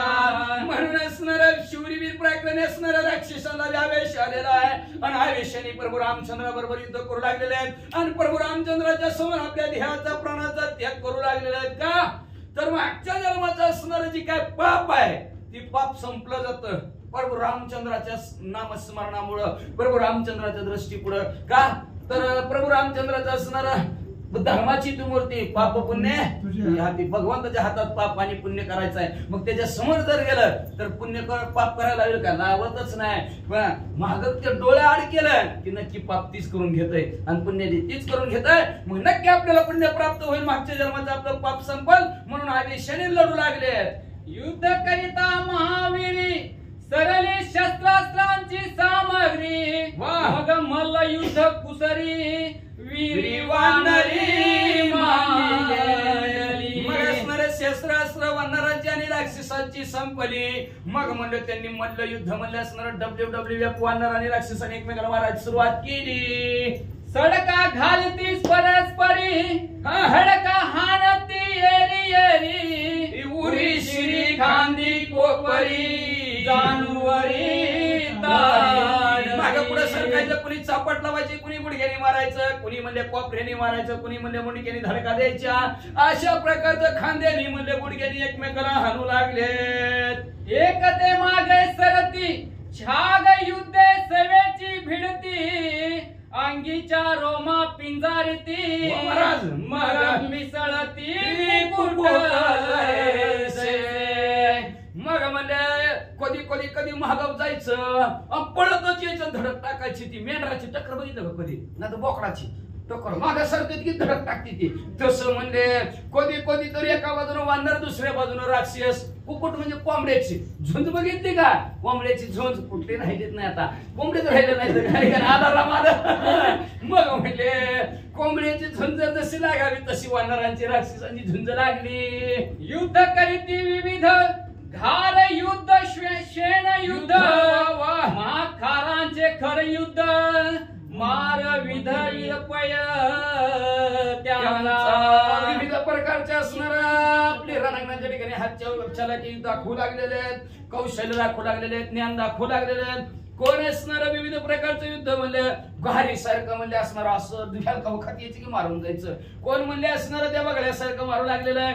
कोण कोण तर म्हणले असणार गाढवासारखं एकमेकाला लाता मारत गाढवं तशी लाता मारायला लागली म्हणतात. मागे फिरती वाडे कोंडे परतोय हानी दिला तडे, त्यासी पायी धरती माकडे भवंडोनी कोडे. कोण कोण तर मागासारखा पळत जायचं, अशी लात घालायची, अशी लात वर केली की वानरांनी तशी लात धरायची, घर फिरवायचं, शिळ बघायची, रात दिशा आपटायचं. मरता राक्षस बोलती बरं. रामे थोर युद्ध ख्याती, युद्धी परमानंद प्राप्ती, सायुज मुक्ती पावलो. राक्षस मरता मरता मोठ्याने गर्जना करू लागलेले म्हणले ह्या प्रभू रामचंद्राच्या समोर वानराच्या हातून जरी मेलं तरी आम्ही सायुज्य मुक्तीला मारून मिळणार, म्हणून मारावं मारा. युद्ध नव्हे हा परमानंद, रण नव्हे आनंद कंद, राम ओळला सच्चिदानंद, अगाध बोला कुठं मारावं, कुणाच्या हातून मारावं ह्याला विश्वास आहे का नाही. बरोबर रामचंद्राच्या हातून मेलं, नाहीतर मग अशी सांगितलं कुठं मेलं तर नरकात जाते. पण इथं प्रभू रामचंद्राचं नामस्मरण करत बरोबर रामचंद्रासमोर जर मेलं तर असणार परमानंद आहे, कधी न संपणारा आनंद. आपल्यात आनंद मिळतो की कधी, शेजारचं सोयाबीन 1000 जावं आणि आपलं 2000 जावं. वा माझं 2000 गेलं, पण थोड्या वेळाने बाजार वाढला 4000 झाला, आनंद संपला का नाही, सगळं संपवते. पण परमानंद असणारा कधी न संपणारा आनंद. अहो एवढाच नव्हे तर म्हणजे आनंदाचा मुळगड्डा असणारा प्रभू रामचंद्र, आनंदाद्वितीय असणारा आनंद प्रभू रामचंद्र आनंदमय आहेत. आणि त्या प्रभू रामचंद्रासमोर आनंद नक्कीच मिळणार का, सच्चित आनंद स्वरूप असणारा भगवंताचा प्रभू रामचंद्राचा आहे. सत्य म्हणजे असणारा स्वयंप्रकाशित आहे, चित्त म्हणजे अज्ञानावर त्यांनी विजय मिळवलेला आहे, आणि आनंद म्हणजे तर आनंदाचं मूळ गड्ढाच असणारे प्रभू रामचंद्र असं त्यांचं स्वरूप आहे. मग त्यांच्याकडे बघत बघत गेलं की ते स्वरूप आपल्याला प्राप्त होतं का, तर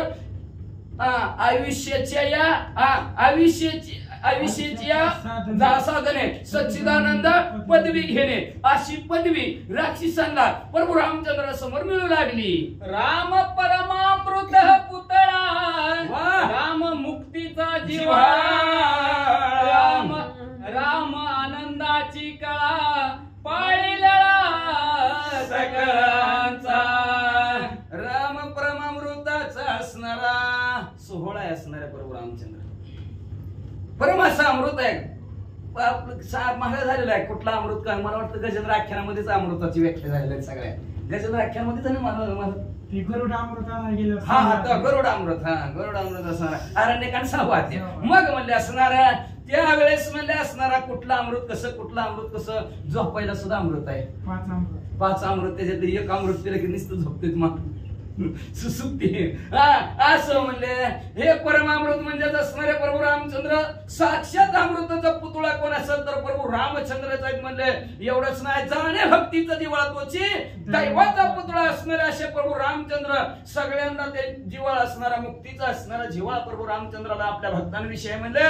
आणि अशी आनंदाची कळा कोण असेल तर प्रभू रामचंद्रच आहेत. सर्व असणारे आपल्या भक्तांचा लाड करणारे प्रभू रामचंद्र आहेत असं राक्षस म्हणू लागले.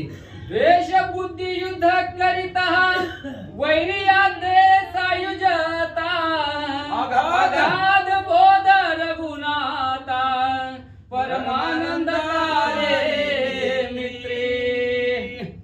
द्वेष बुद्धीनं म्हणजे कळलं ना, द्वेष म्हणजे नाव ठेवून काय बी येडवाकडं बोलून प्रभू रामचंद्र बरोबर जरी वैर केलं तरी प्रभू रामचंद्र सायुज्य मुक्तीच देतात.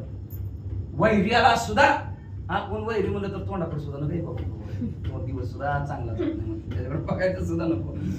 पण प्रभू रामचंद्र समोर तसं नाही. वैरी जरी असला तरी त्याला तेच पद आणि सरळ सरळ आला तरी त्याला तेच पद, अशा प्रकारचे असणारे परमानंद देणारे प्रभू रामचंद्र आहेत. रावण रामाचा नवे वैरी तारका आमचा निधारी ज्याच्या द्वेष बुद्धी करी राम तारी राक्षसा. राक्षस म्हणू लागली. मगाशी काय म्हणत होती, गाव सोडून दुसऱ्या गावाला जगायचं बाबा, पण तिच्या गावात नगर रावणाची. आता तीच माणसं बघा काय बदलली, माणसं विचारू नका, माणसं बदलली. म्हणजे राजा रावण आमचा वैरी नाही. मग अशी म्हणायची वैरी आहे, नीट सुद्धा खाऊ देना बसू देना, गाव सोडून जाऊ म्हणायची, एकमेकाला म्हणायला लागली होती. पण आज तीच म्हणू लागली राजा रावण आमचा वैरी नाही. म्हणले का तर असणारा राजा रावण निर्धाराने तुम्हाला सांगतो की आम्हाला तारून नेण्यासाठी राजा रावणाने एवढा असणारा केलेला आहे. आम्हाला या ऐल तिरण पैल तिराला पोहोचवणारा, जन्म मरणाच्या राग गाडग्यातून बाहेर काढणारा तारक कोण असेल तर राजा रावण आहे. म्हणले त्यांनी द्वेष बुद्धी प्रभू रामचंद्राविषयी ठेवली, पण प्रभू रामचंद्राला आमच्या बरोबर राजा रावणाने पोहोचवलं, म्हणून राजा रावण आमचा खरा मित्र आहे. वीरा वानरारणी थोर झाली झोट धरणी राक्षस निमाले रणी रथ चक्र सेनी समेत. वीरानी वानरांचं म्हणजे केसाला धरू धरू झोट धरणे म्हणजे केसाला धरू धरू भांडण झालेलं आहे. शस्त्रास्त्राचं भांडण झालं, लाताबुक्यांचं भांडण झालं. कित्येक तरी राक्षस ह्या रणांगणाच्या ठिकाणी संपले आणि मुक्तीला गेली म्हणतात. सैन्य निमाले अपरिमित अश्व गज रथ समवेत रण कर्दम झाला तेत पूर्वात वीराचा. अनेक सैन्य रणांगणाच्या ठिकाणी संपलेले आहेत, हत्ती घोडे रणांगणाच्या ठिकाणी संपले म्हणले. आणि त्या रणांगणाच्या ठिकाणी रक्ताचा आणि मांसाचा चिखल झाला, रक्ताची नदी वाहू लागली. मज पाहता निश्चितार्थ रुधिर नवे ते परमामृत तया माझी जे लोटत ते नित्य मुक्त स्वये होती. ग्रंथकर्ते म्हणतात पाहायला गेलं त्या रक्ताच्या नदीकड तर ती रक्त नव्हे परमामृताची नदीच वाहत आहेत म्हणजे. आणि जो जो कोणी असणाऱ्या त्या पुरामध्ये असणार व्हायला गेलं त्याचं कल्याण झालं, तो साधक मोक्षाला गेला असं ग्रंथकर्ते म्हणतात. मोक्षाची आशा जाण वीर बळाची देती प्राण रणी ओळला रघुनंदन निशाचर मग असणारे ग्रंथकर्ते म्हणू लागलेले एक तर म्हणजे मोक्षाला जाण्याची ज्याला ज्याला आशा होती का ती पळत जायची प्रभू रामचंद्र समोर, प्रभू रामचंद्राला म्हणायची लावा मला लावा, कुठं लावा, मोक्षाला लावा. प्रभू रामचंद्राने लगेच धनुष्याला बाण लावायचे आणि डायरेक्ट त्या साधकाला मोक्षालाच पाठवायचे. अशा प्रकारचा जो मोक्षाच्या आशेने प्रभू रामचंद्राच्या समोर यायचं आणि मोक्षाला जायचं. असा नित्यक्रमच राक्षसांनी का तर उद्धार होतो प्रभू रामचंद्राच्या हातून, म्हणून राक्षस पुढे पुढे येऊ लागली. बहुसाल सैन्य मरता क्रोध झाला, क्रोध आला लंकानाता रणी जिंकावया रघुनाथा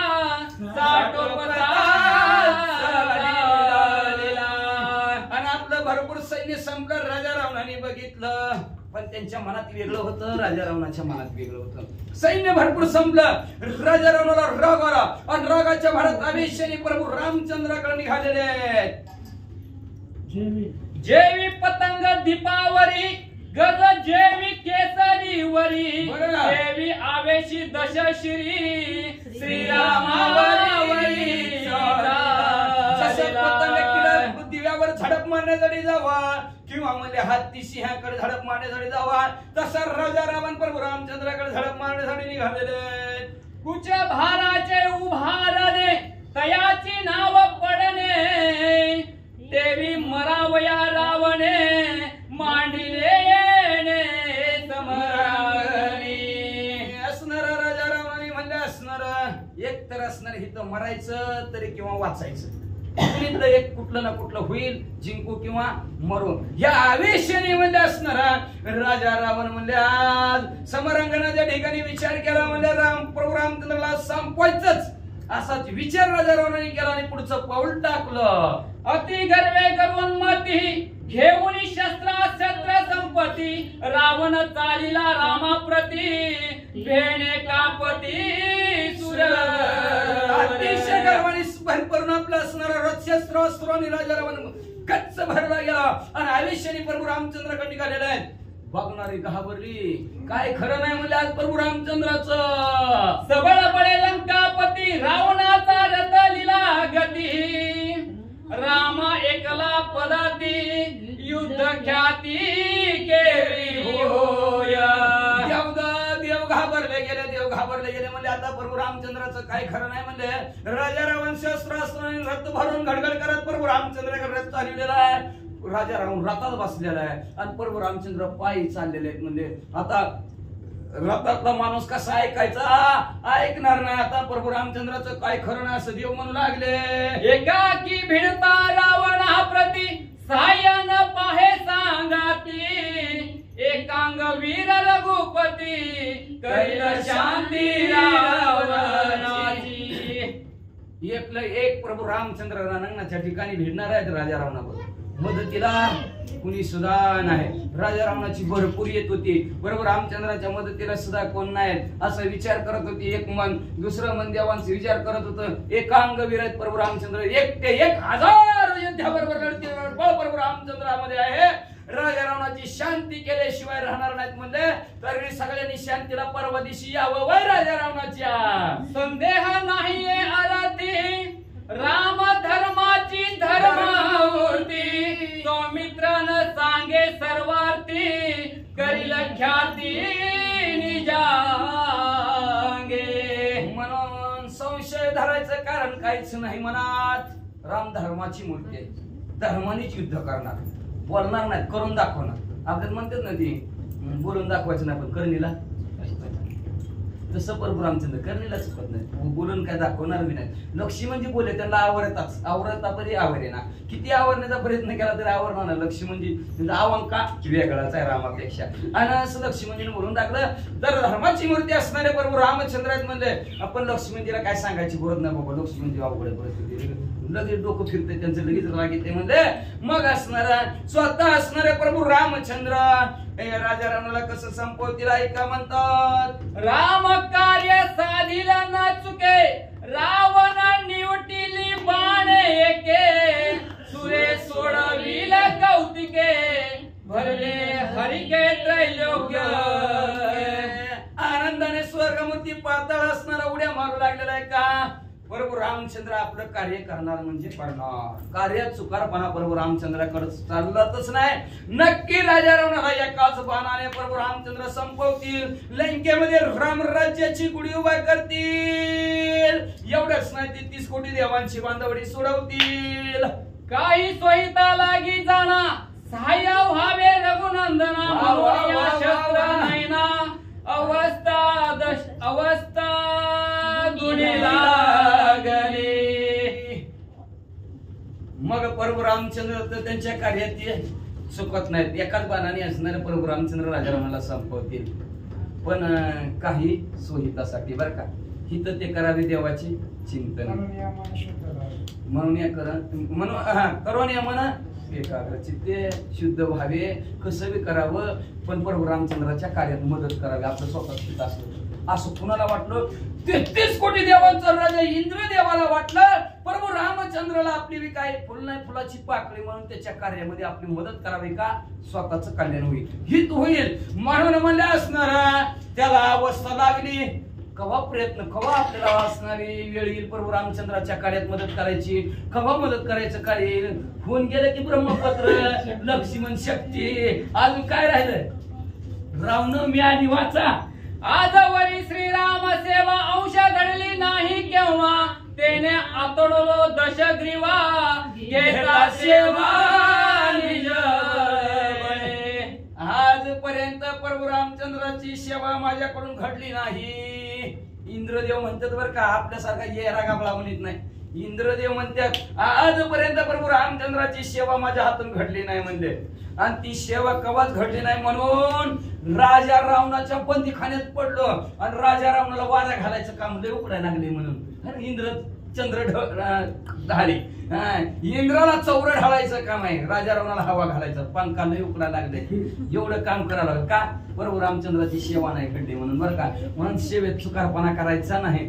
ते सेवा हा दारवंटा काही ना काही आपली प्रभू रामचंद्राची सेवा घडली नाही, त्याच्यामुळे राजा रावणाच्या तावडीत जाऊन राजा रावणाला वारा घालण्याचं काम मला लागलं. असं स्खंत, असं दुःख इंद्रदेव करू लागले. तो सूड घ्यावयासी साय होणे राघवासी, पाचारुणी सारथ्यासी केवी करी रथासी सनद. रथासी सनद. मग म्हणजे असणारा लय वारा घालून दमलो त्या इंद्रदेव राजा रावणाला. लय ताप देतय बा, सारखं उठलं की बसलं की काम. सगळ्या देवांना काम आहे. आपण ऐकले माग काल 2-4 दिवसाच्या आद्या खाली बी वाच ऐकलं. लय राजा रावण काम सांगतय. एवढा हनुमंतरायाचे वडील आहेत, त्यांना सुद्धा झाडायचं राव राजा रावण काम लावते म्हणजे काय साधा आहे का? राजा रावण म्हणजे असणार भक्तीच तशी आहे. भक्तीच्या जोरावर राजा रावणांनी सगळ्या देवांना कामाला लावलं होतं. म्हणजे इंद्रदेव तर म्हणजे मी वारा घालून दमून गेलो, पण त्या पट्ट्यात आसूड घेतल्याशिवाय राहतच नाही. म्हणजे वारा घालायचं बंद करतो, असा वारा घालतो. म्हणलं आता म्हणले तुम्ही प्रभू रामचंद्र पायी चालतात ना, त्यांची सेवा म्हणून काय करतो, माझा रथ पृथ्वी तलावर पाठवितो प्रभू रामचंद्राच्या सेवेसाठी. म्हणून मातलीला सांगितलं रथ तयार काय, आपल्याला पृथ्वी तलावर जायचंय. संजोगोनिया चंदन है ठाकून जाय रघुनंदन, रवी करोनी आरोहण राम रावण रथ तयार करा, शस्त्र अस्त्राने भरगच्च असणार रथ भर प्रभू रामचंद्राची सेवा करायची, प्रभू रामचंद्राच्या कार्यामध्ये मदत करायची. म्हणून इंद्रदेवाने असणाऱ्या मातलीला सांगितलं. मातलीला लगेच रथ तयार केला आणि स्वर्गातून रथ म्हणजे असणाऱ्या खाली पृथ्वी तलावर जिथं राजा रावणाला प्रभू रामचंद्र संपवणार त्या रणाच्या ठिकाणी रथ येऊ लागला. एका जनार्दन शरणा सोपी व्हावे सावधान, पुढील राम रावणाचे रण अति दारुण परसावे. असो शांतीब्रह्म एकनाथ महाराज आपल्या सद्गुरू जनार्दन स्वामीला शरण गेले.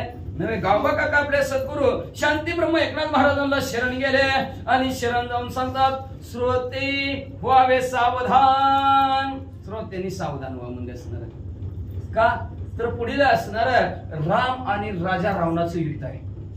भांडण काय बारकेचं नाही, मोठ्याचं भांडण आहे. आणि ह्यांच्या भांडणाला कुणाचं असं भांडण झालं उपमाच देता येत नाही. आणि ह्या मोठ्याचं भांडण ऐकण्याचं तुम्हाला आम्हाला असणार भाग्य लाभलेलं. लक्षात ठेवा, दुसऱ्याचं भांडण लागलं बघितलं तर पाप लागते, ऐकलं तरी पाप लागते.